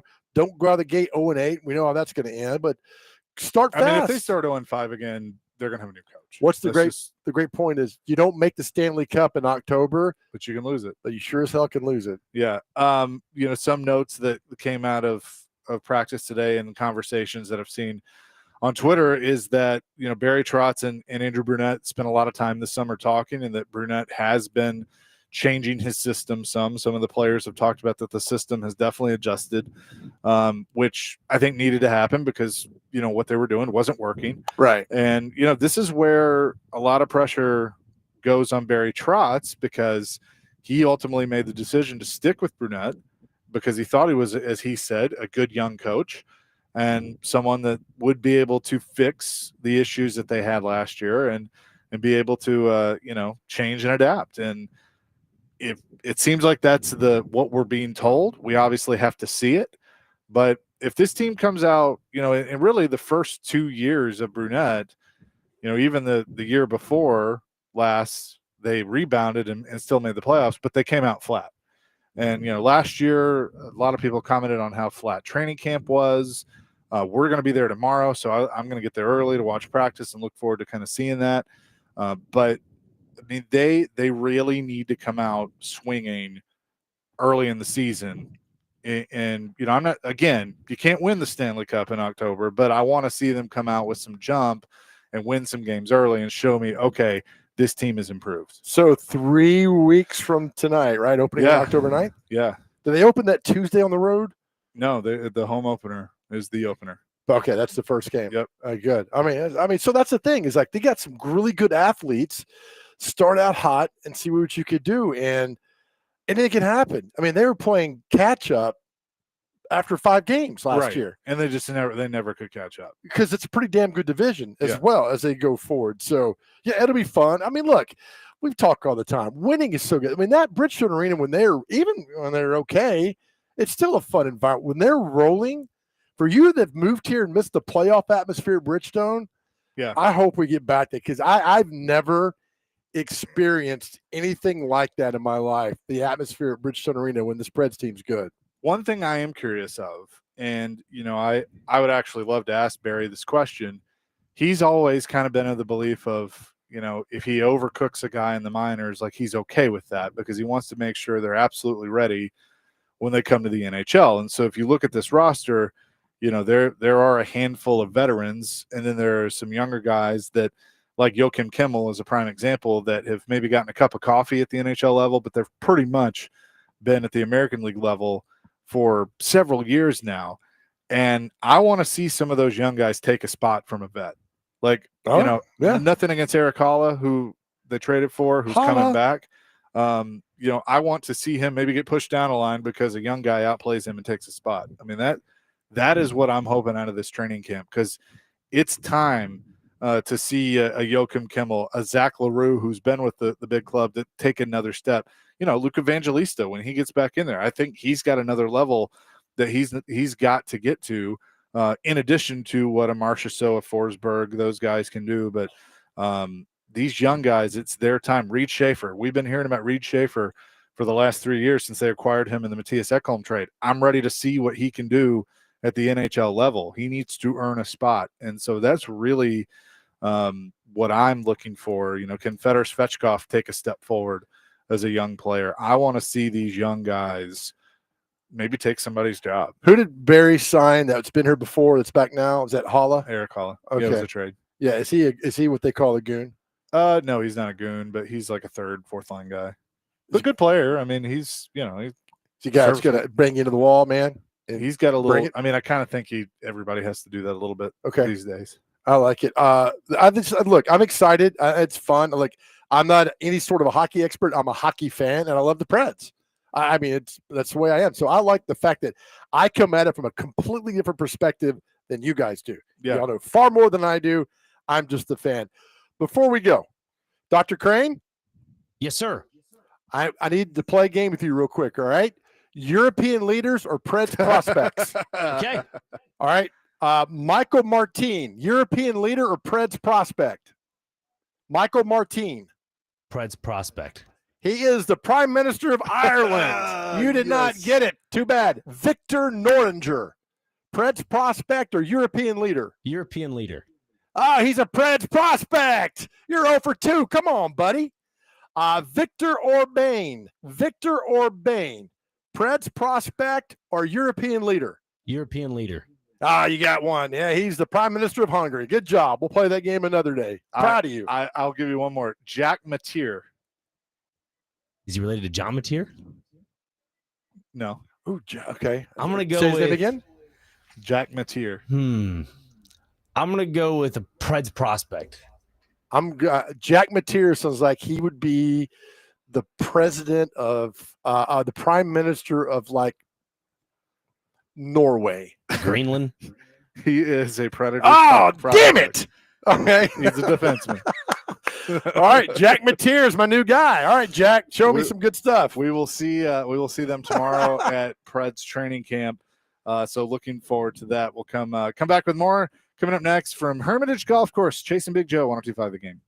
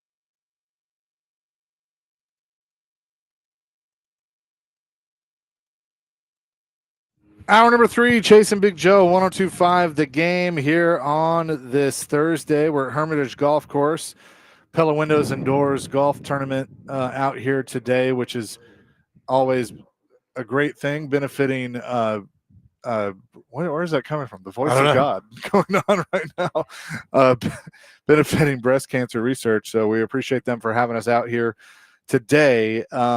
You were just saying something to me that all I heard was Restrepo. Yeah, baby. I think one of the receivers is on the is it Bryce Oliver or one of the receivers is on the injury report. Did not practice yesterday. Dr. Crane, you ready for this? Cough, cough. Catch the strep, people. Bring him up. Bring Restrepo up. Let's go. If Oliver's out, Van Jefferson's on the witness protection program. I'm not sure what Calvin Ridley's going to do this week. DK needs to worry about returning punts and kickoffs. Bring up Restrepo. I'm going to keep saying it again and again. And don't text me about he runs the 40 and 5.9. I don't care. The fact that he gets open, he's done at every level. I didn't know this. Restrepo has more catches at Miami than Michael Irvin does. He's a leading receiver. That's what I was told in University of Miami football history. The guy has fought the negativity his entire career. Put him out there on Sunday. You have Brian Callahan. You have nothing to lose. You got a guy out there that Ward can depend on, and I'm pretty damn sure Restrepo is going to run the right route, unlike Ridley, Io Manor, and whoever else they throw out there. Here's the deal. This is what I'm going to say to you. I mean, maybe they do it this week. I don't know, but let's say they don't and they lose and they go 0-3. Call him up, put him in there. Have a set number of plays for him to be in, and basically it's all right, go out and prove it. And if he sucks, then you cut him and you move on, and I never want to hear his name again. You first of all, you'll watch your mouth because I'll bring him up all the time. Secondly, I agree with you. I put him out there, let him do it. I mean, then you're 0-3 and you're getting zero value and production out of your receivers. Again, here's a guy that's beating the odds at every level of his football, and don't come at me, it's the NFL. I saw a guy the Titans brought in 2001 as an undrafted free agent who barely caught a pass in college and got the opportunity and turned out to be one of the best receivers the Titans have ever had, Drew Bennett. And now is Restrepo that? I don't know, but I'd like to find out. I think he gives damn good effort. If you put him out there on Sunday, why not? I'm telling you, you put him out there. What if they put him out there? And I tell people this all the time. Because obviously our default in our brain is to go negative on anything. That's not going to work. I don't figure it out, blah, blah, blah. What if, and I said it last week, Restrepo gets in and it turns out better than you imagined? Let's think about that for a second. What if it turns out better than you imagined? He comes in and say he catches, what if he catches a 45-yard slant pass and scores and they win the game? I'm telling you, I will be a force to be reckoned with. I won't shut up. You already won't shut up about it. I'll be screaming for the mountaintop. Why not? Guys want opportunities. That guy needs an opportunity because I'm not seeing anything else of your receivers right now. I'm not. Nothing. Look, in the grand scheme of things, like I just want them to win a game, so I don't care. Like if they call him up and he has 3 catches for 25 yards, like great. You know, if they win the game, that's what I want. But I mean, I do have the concerns about the speed that can he keep up with, or can he outrun some of these corners that he's going to be up against? Because if I'm seeing him come on the field, you know, I'm putting my best guy on him because you think you can probably shut him down. Good. Put your best guy on our guy. Yeah, that frees up somebody else to make a play. That frees up Ridley to drop the ball. Put your Charles Woodson on my guy as a decoy, even better. That frees somebody else up. But I'm telling you, and Chris and Derek will tell you this, football speed and track speed are 2 different things. You know, I bring up Jerry Rice all the time. Yep. Ran a 4.65 in the 40. I talked to Floyd Reese one time about they timed Jerry Rice in a cow pasture. and I said, what was that like, Floyd? He's like, whether he ran in a cow pasture or on a track or an Olympic venue, that dude had it. You just knew he had it. And a 4.65 was not going to sway us any other way. You just knew he had it. So put him out in the field. If Restrepo if it's 3rd and 11, he gets me 13, move the chains. Move the chains down the field. You've got nothing to lose except another game. Why would you not want to put a guy in there who could bring a little fire to you? Plus, yeah, he is Cam's buddy, right? Cam knows what he's doing. How many times did he bail Cam Ward out at Miami? Several. Do Do you think? I'm just playing devil's advocate here. I hate when you play that because you haven't won a Golden Globe yet. It's my it's my favorite saying. To be nominated. Do you think that maybe they're part of the reason they're holding back Restrepo is they want Cam to find other options? I hope and not go to the safety blanket. I hope they're holding Restrepo back because they feel the other receivers they got on the team are better than him, but they've showed that they're not. Yeah. So Van Jefferson, non-existent. Bryce Oliver, 2 targets less. Bryce Oliver, huh? Who? Where? Ridley. I'm afraid to throw the ball to him because he's going to drop the ball. I mean, there's nobody he might scare you on this team. No.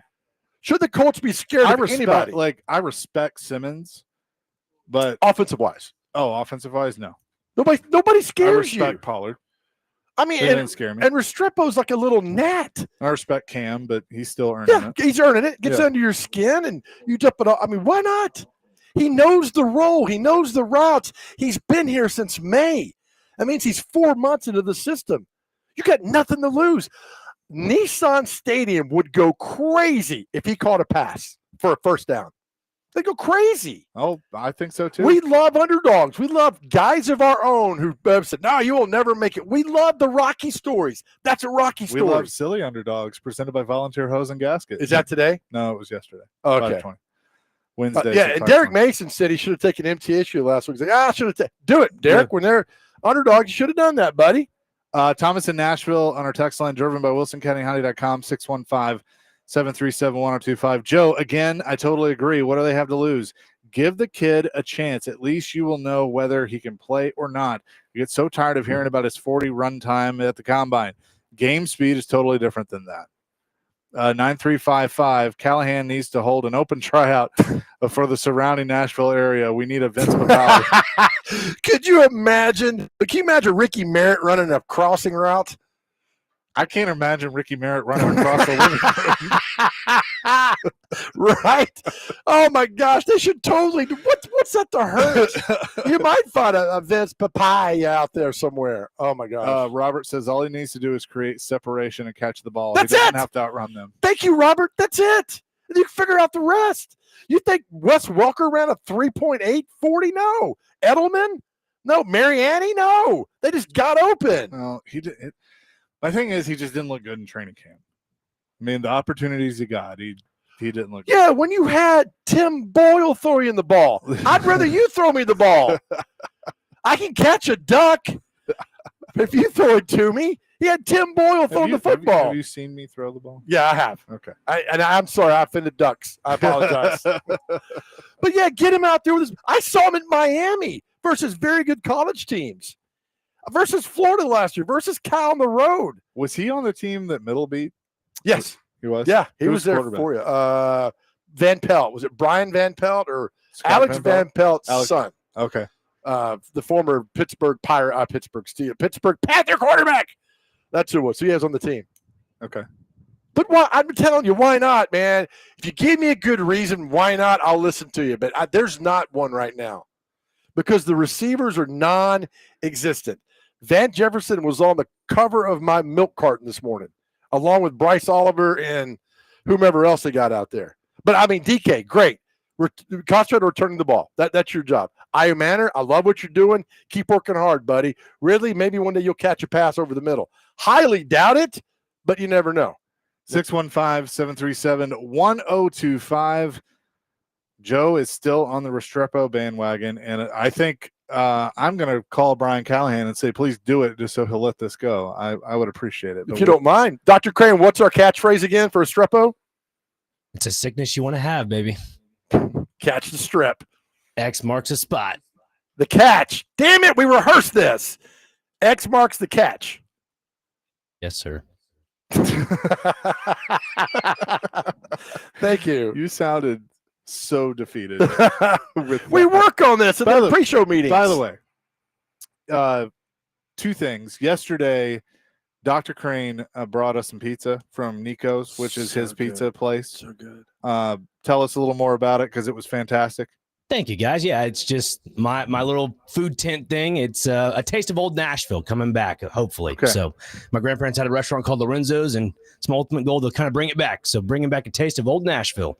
Nico, and that's you, and we love that. So speaking of bring it back, Matt Saggio stole 2 pieces of pizza off my desk. So Matt, I allowed you one, but you took another, and I saw you do it, and you didn't say a word. Okay, that's just for me. I had to get it out in the open to feel better. I'm just going to let that one sit there for a second. We'll have more coming from Hermitage Golf Course here on 102.5 The Game.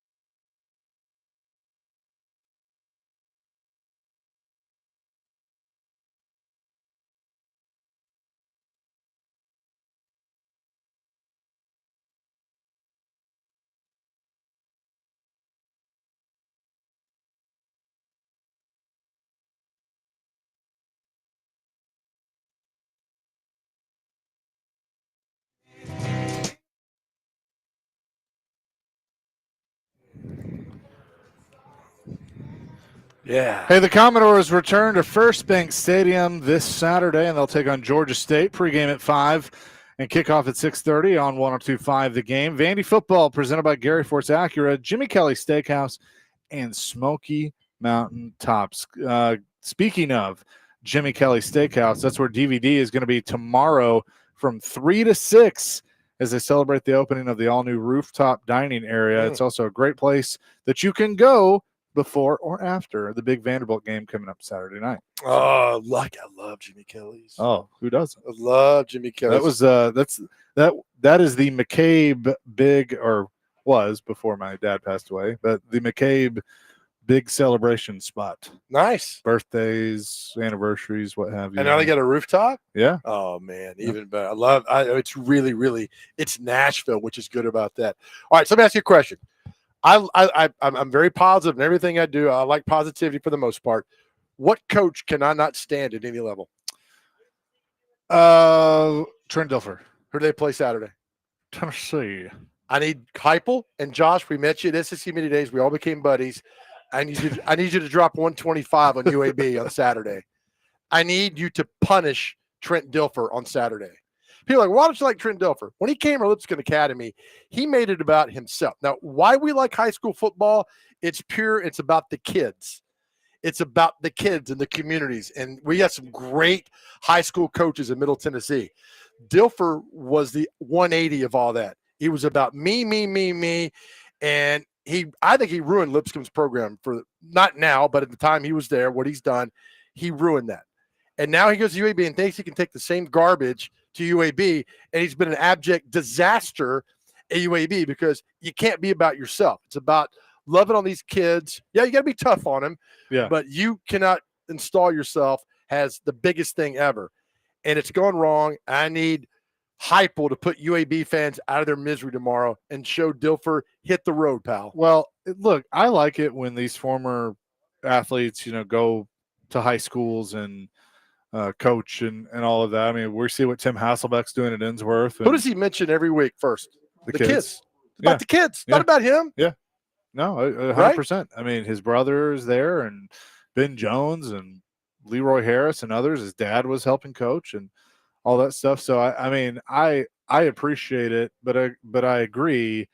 It's not about the coach. And this goes for. I mean, it doesn't look. I think Kevin Creasy, who never played a down in the NFL, he puts the kids first. I mean, he makes the program about them. And they know where they are. I mean, like if you call Kevin Creasy or I don't know, the Kreisky's at Blackman or Riverdale, whoever, Coach Crouch at Green Hill, doesn't matter. Coach Brunetti. They'll call you back. Yeah. They'll like, hey, because they know it's about the kids, right? Right. With Dilfer, I had to go through his PR firm. Yep. I'm not doing that. I'll show up and say, I'm going to go give you, 45 seconds on the news. Well, I cleared PR. I'm not doing that. It's high school football. It's pure. So if Heupel could do that tomorrow and put 125 on that, in the misery, be done with it, I'm good. But, you talk about these other coaches. They put the kids first. It's about the kids. It's about growing young men. With Dilfer, was never about that at Lipscomb. It's not about that at UAB. I mean, they can't stand him, and I can't stand him. And I hope, literally, I mean, I tell you all the time, if I'm playing you in not high school, but in college and the pros, I'm going to run the score up on you. Why? Because I can. Because you want everybody to play. Yeah, I'm going to run the score up on you. Yeah. You want to stop me? Stop me. Right? When Baker Mayfield planted the flag at Ohio State, I cheered. Yeah. Oh, yeah, it's bad sportsmanship.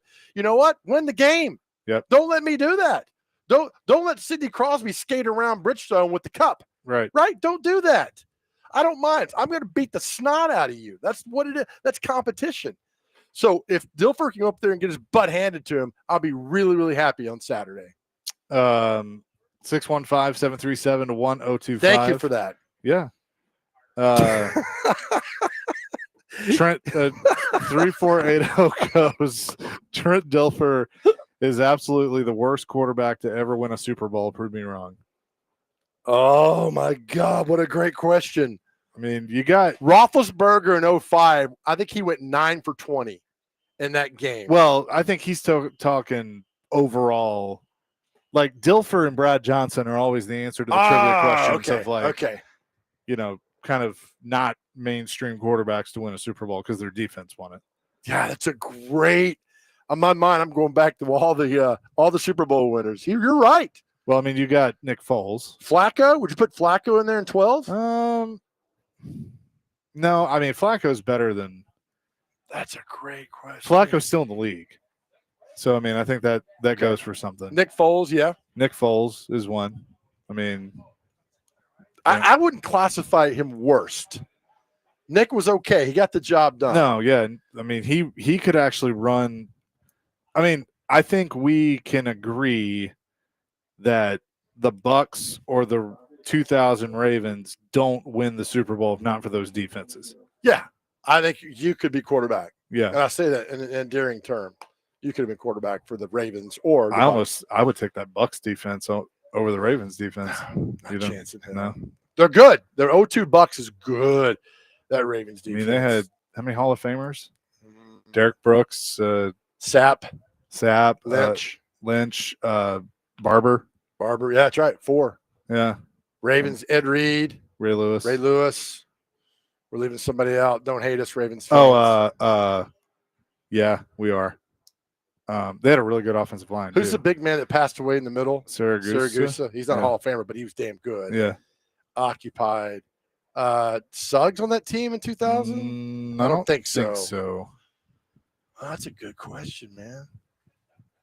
But that Ravens, that playoff game in January of 2001 was something else. Titans could have beaten them, though, if Ray Lewis doesn't rip the soul out of Eddie George. Right. Oh, my God. Let's see. Hang on. I'm vividly remember that play. So your defense, Ray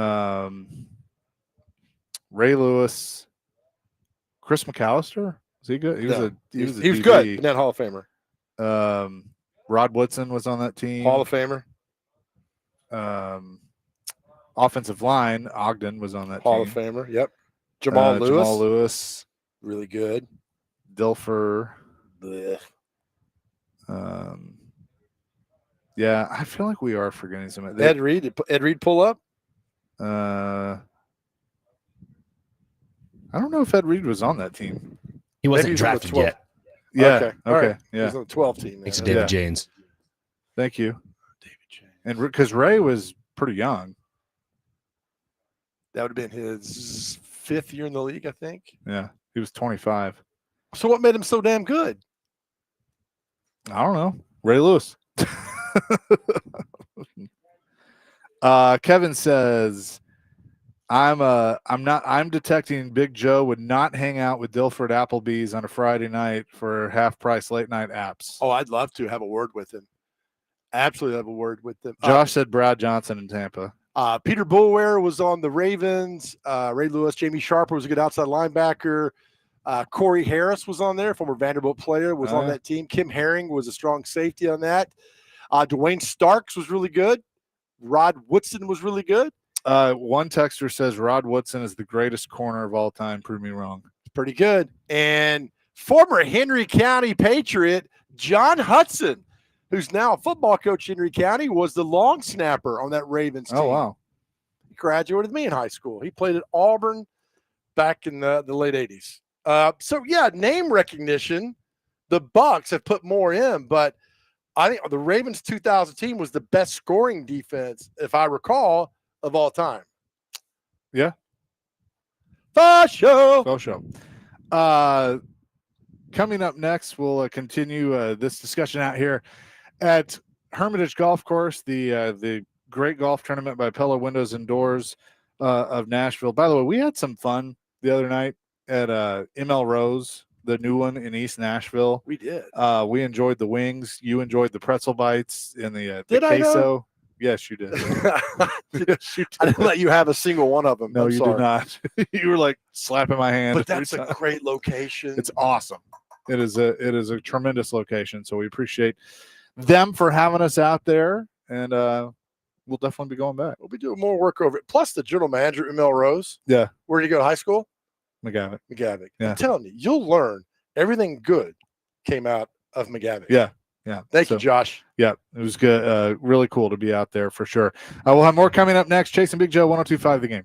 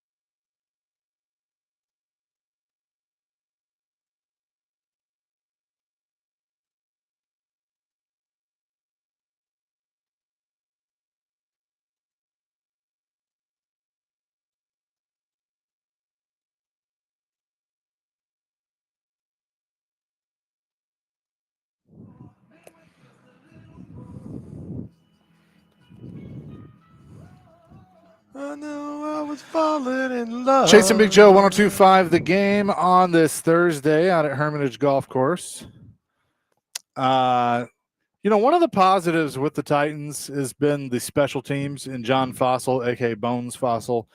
And Ryan wants to talk about Bones Fossil here on the show. What's up, Ryan? What's going on, guys? Not much. If they get rid of Callahan, John Fossil needs to be the interim head coach. He's brought so much value to the special teams. He would be the perfect fit for the head coaching position for the interim if they let go of Callahan. All right, thanks for the call. He was the interim coach with the Rams when Jeff Fisher was let go from there. We've talked to Jeff about him and the impact that he had when he was with the Rams. I'm going to respectfully disagree with you on that, not because he's a special teams coach, but because that's the one area that's actually good right now. I mean, some defensively, but I don't want to upset that apple cart. So I would rather keep him and his staff where they are and make somebody like Mike McCoy, who's a senior offensive assistant, make him the interim. I totally agree with you. And the fact, I mean, does he even want it? Well, who knows? Yeah. I mean, and the other thing, yes, you have seen like Bones Fossil and then what's his name? When Gruden was let go or resigned with the Raiders, Rich Bisaccia. Yeah. He was a special teams coach. And, you've said this about John Harbaugh quite a bit, that a lot of times the reason that the special teams coach gets put in that position is because they touch pretty much every player on the team, every aspect of the team. So they know everyone, and you can, in some cases, have the opportunity to keep the OC and the DC where they are. Look, if they make a coaching change here, the offensive coordinator is gone because he's the head coach. The guy that has the title of offensive coordinator is probably gone because he's really close with the head coach. The O-line coach is gone because he's the head coach's father. Dada. So, I mean, I think right there you're replacing three people. Yep. But again, I think you go Mike McCoy is the interim, and you can put who's the quarterback's coach? Bo Hardigree. Bo Hardigree as the OC. Correct. And have him call the plays. Yeah, So, I mean, when Winston Hunt got fired, Malarkey got bumped up. Jason Michaels he was a tight end coach, became the play caller. Yep. And they won their first game. And, they had a lot of momentum. I know they had the number one pick again in 2016. They traded out of it, but it felt different watching that team after Winston Hunt was gone in 2015. It just felt different. Like, all right, what we think was good, wasn't good, was gone, and now we got the good. Chase, that guy looks like you. And then and that guy looks like me at the very end there. Poor guy. Golf cart tilting to the left. And it just, I don't know, it felt different. Look, you can't keep going on with this. We're not going to talk again all day like we've done all week about firing a coach. But at some point, you got to see improvement. And right now, they're going backwards. And so he's 3-16 as a head coach. I mean, that's pretty bad. And we got to start seeing signs of improvement. And don't give me the 3 or 4 years. You can see improvement in year 2. You can't. And I know a lot of guys, he didn't. I get that, but you see what it is.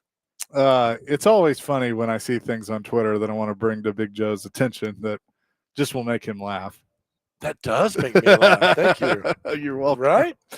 But just win Sunday. Just win. Because here's the other thing that we haven't talked about a whole lot. They're doing something Sunday that I have absolutely no problem with, that I think is a really cool gesture that was announced that the day this guy said he was going home to Rocky Top, and that is they are putting Mike Keith in the Ring of Honor for the Tennessee Titans. And I think that is a wonderful thing. I think it's going to draw people in. And you're doing it against a division rival with that will be cool. But I'm so happy for Mike. Congratulations to Mike. He's done a great job so far as the voice of the Vols, but he will have his spot, with Fisher and Reese and McNair and Wycheck and George, and hopefully one day Bullock and Mason and others. Can we talk about Mike Keith for 1 second? And look, I just did that, but yeah, sure. But in a different way. We know Mike, right?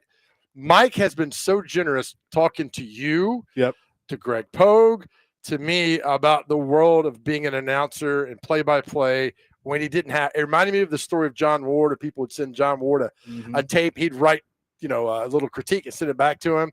And Mike is the same way. Mike has been so gracious with his time, especially with me over the last 30 years, that I can't thank him enough. And I think the world of Mike Keith, just because he's a good man. And that's the point I want to get across. 615-737-1025.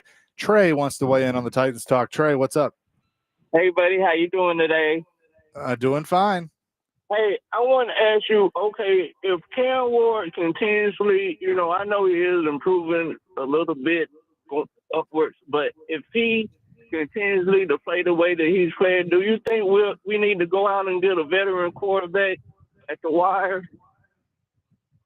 Well, Trey, he's playing pretty good. So I don't know why you would want to do that. I'm just saying for backup, though.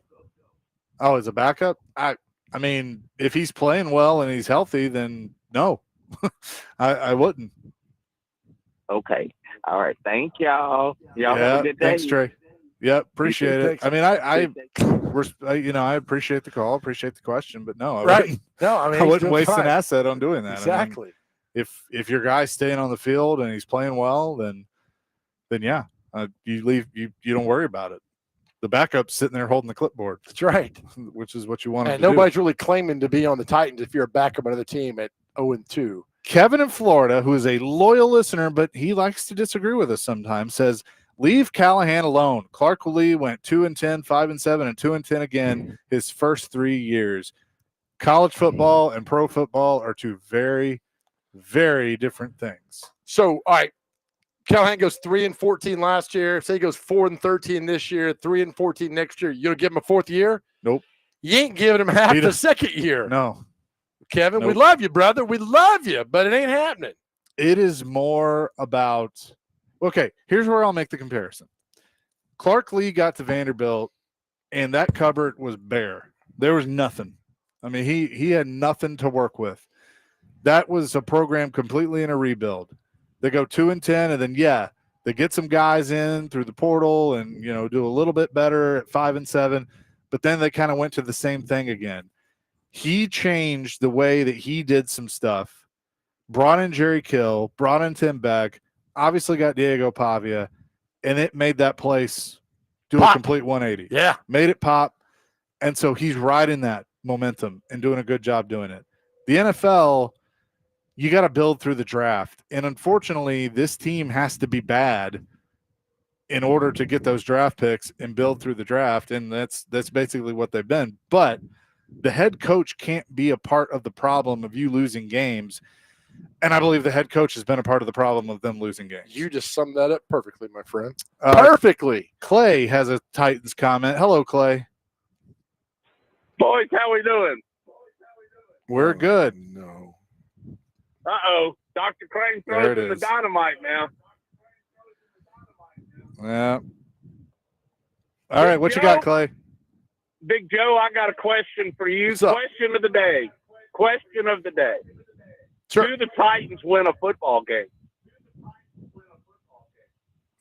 They'll win 3 games this year, believe it or not. But that's it. 3-14 again. What do you say, Chase? I'm kind of with him. I've given them 6 wins, and I'm definitely taking that back now. So I will say maybe 3, but that might be generous. Seriously, guys, I think Cam, look at the throw he made to tie the game at 10. Scrambling around to the right towards the sideline, throws it back across his body, gets it over that's a hard throw. This guy's got ability, but you've got to put people around him where he can make plays, and you've got to have better coaching. I mean, come on. Right? You're right, Clay. Yeah, man. I mean, that was a tough throw he made. Is Callahan the true offense coordinator? Is he calling the play? Yes.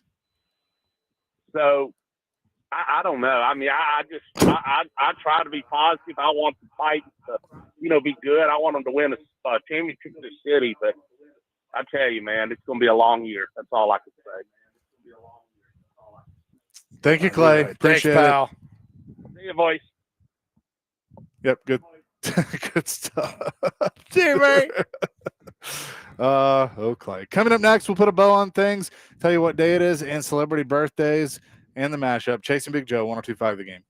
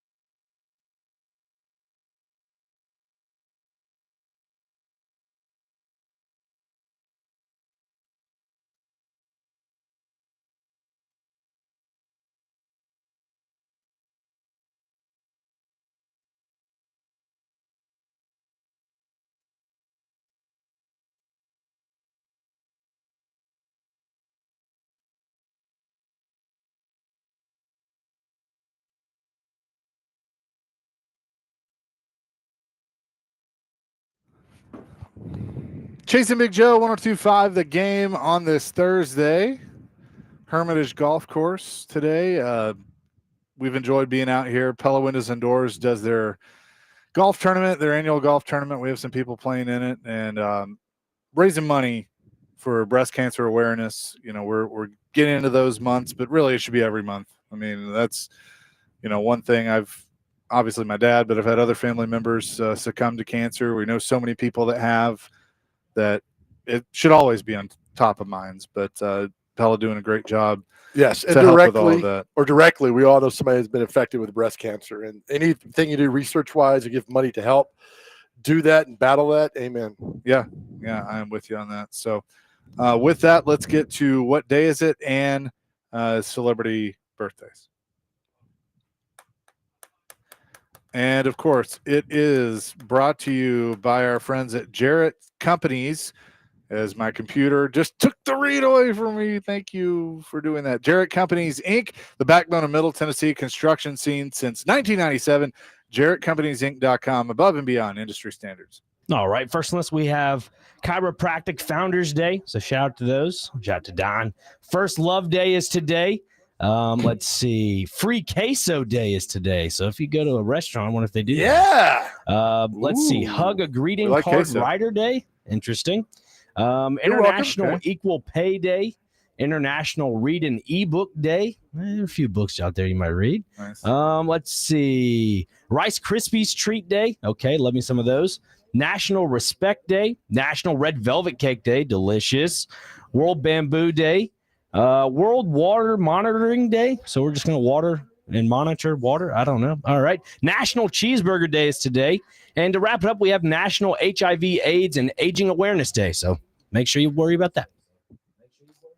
All right, here time for celebrity birthdays. Get these within 2. Here we go. First birthday. He is not a beauty school dropout, but how old is Frankie Avalon? He sang the song in Greece. Yeah. 67. 70. 85. Dr. Crane, you go first. Holly Pete, Rodney Pete's wife. 62.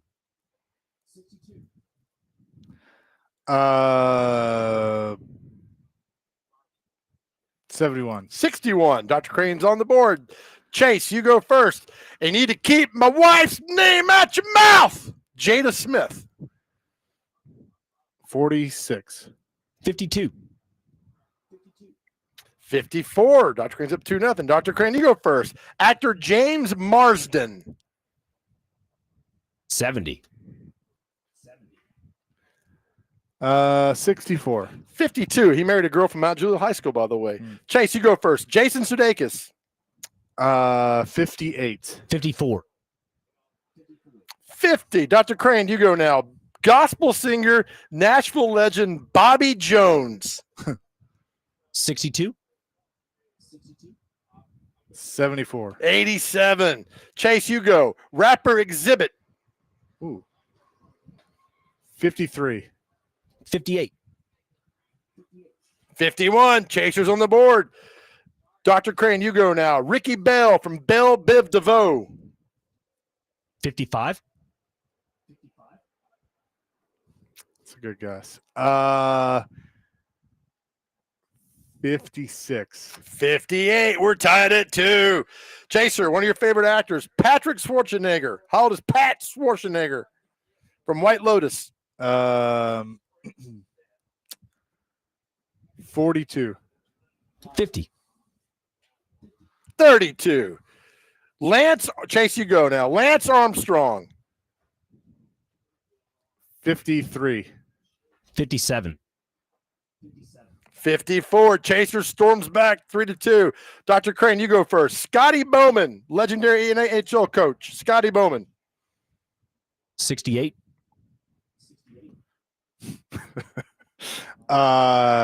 82. 92. Chaser, you go first here. One of my favorite football players of all time, Otis Sistrunk from the Raiders. Otis Sistrunk, 67. 64. 79. Chaser, you go first again. Rick Pitino. 73. 74. 73 exactly. Chase up 5-2. Dr. Crane, you go first. Former Ole Miss, Auburn, head football coach Tommy Tuberville, now senator from Alabama. I go first. Dr. Crane. 63. That's a good guess. I'll say 62. 71. Dr. Crane, you again. Heisman Trophy winner, Oklahoma football legend Billy Sims. 51. Billy Sims is. I thought I went first. Dude, Dr. Crane did. You went twice first. Billy Sims is 63. 70. Chase, you go first here. Tony Kukoc, former Chicago Bull player. 61. 62. 57. Chase, you go first again here. Ronaldo. By the way, you're up 5-2. Ronaldo. I guess he's some soccer player. He is 39. Which one? Ronaldo. There's a Brazilian and a Portuguese one. Look, man. Cristiano. No, it's not that one. The Brazilian one. This Okay. guy's older. So I'm going to go 52. 49. See, that would have been nice to know. I didn't know there was two of them. I didn't know either. Just said Ronaldo. They should say Ronaldo. There's two here, Dr. Crane. Our last birthday, and Dr. Crane, you get to go second on this. World Dart Champion Michael Smith. Chase, you go first. 53. Michael Smith is 44. First of all, have you ever heard of him? Yes, I have. He's black hair, has a beard. Okay. And he's also not 44. He's 35. Okay. Chaser wins 5-2. Good job. You're down 2-0, 5 unanswered. That's how you win 4 quarters. Thank you very much. With that, let's get to the mashup. Welcome in, Chasing Big Joe, 102.5 The Game. He is Big Joe Dubin. I'm Chase McCabe, Dr. Crane, Nick Frazier, back at the station on the 1s and 2. Patrick Yazback. Yeah, there you go. Excuse me? Patrick Yazback. Patrick who? Ashback? Yazback. Yazback. Okay. Australian midfielder. Because this is my grandpa. I'm like, get your ass back over there, boy. Whoever's dressed the best has the best equipment. Yeah. Has the worst. It's the guy. It's the John Daly who rolls up at 12:59. Sig hanging out. with his bag he just picked up from Dollar General. That's the guy. For the surrounding Nashville area, we need a Vincent Power. Could you imagine? Can you imagine Ricky Merritt running a crossing route? I can't imagine Ricky Merritt running across the window. Man, I hope it is. It's just down the road from Graceland. Greyhound bus ride is a must for a teen at least once. Definitely some characters. He steps on the clutch and the toilet goes flush. Hail to the... Shut up! Oh, man. Tim in Nashville. I made the mistake of buying a local ticket from Atlanta to Nashville my freshman year in college. I left in 1996 and just arrived back in Nashville last week. The prime minister of, like, Norway. Greenland. He is a predator. Oh, damn it. Okay. He's a defenseman. All right, Jack Mateer is my new guy. All right, Jack, show me some good stuff. Dr. Crane, you ready for this? Cough, cough. Well, you're 42 years old, and it says here you've never had a prostate exam. Catch the strep, people. Bring him up. Bring your strep off. Let's go. Your father's out. That's a submission I have, baby. Catch the strep. X marks a spot. The catch. Damn it, we rehearsed this. X marks the catch. Yes, sir. Thank you. You sounded so defeated. With what else was I going to say? Oh, it's Chasing Big Joe. That's it. Hi, Live today. I'm Joe. And your name? It's hot.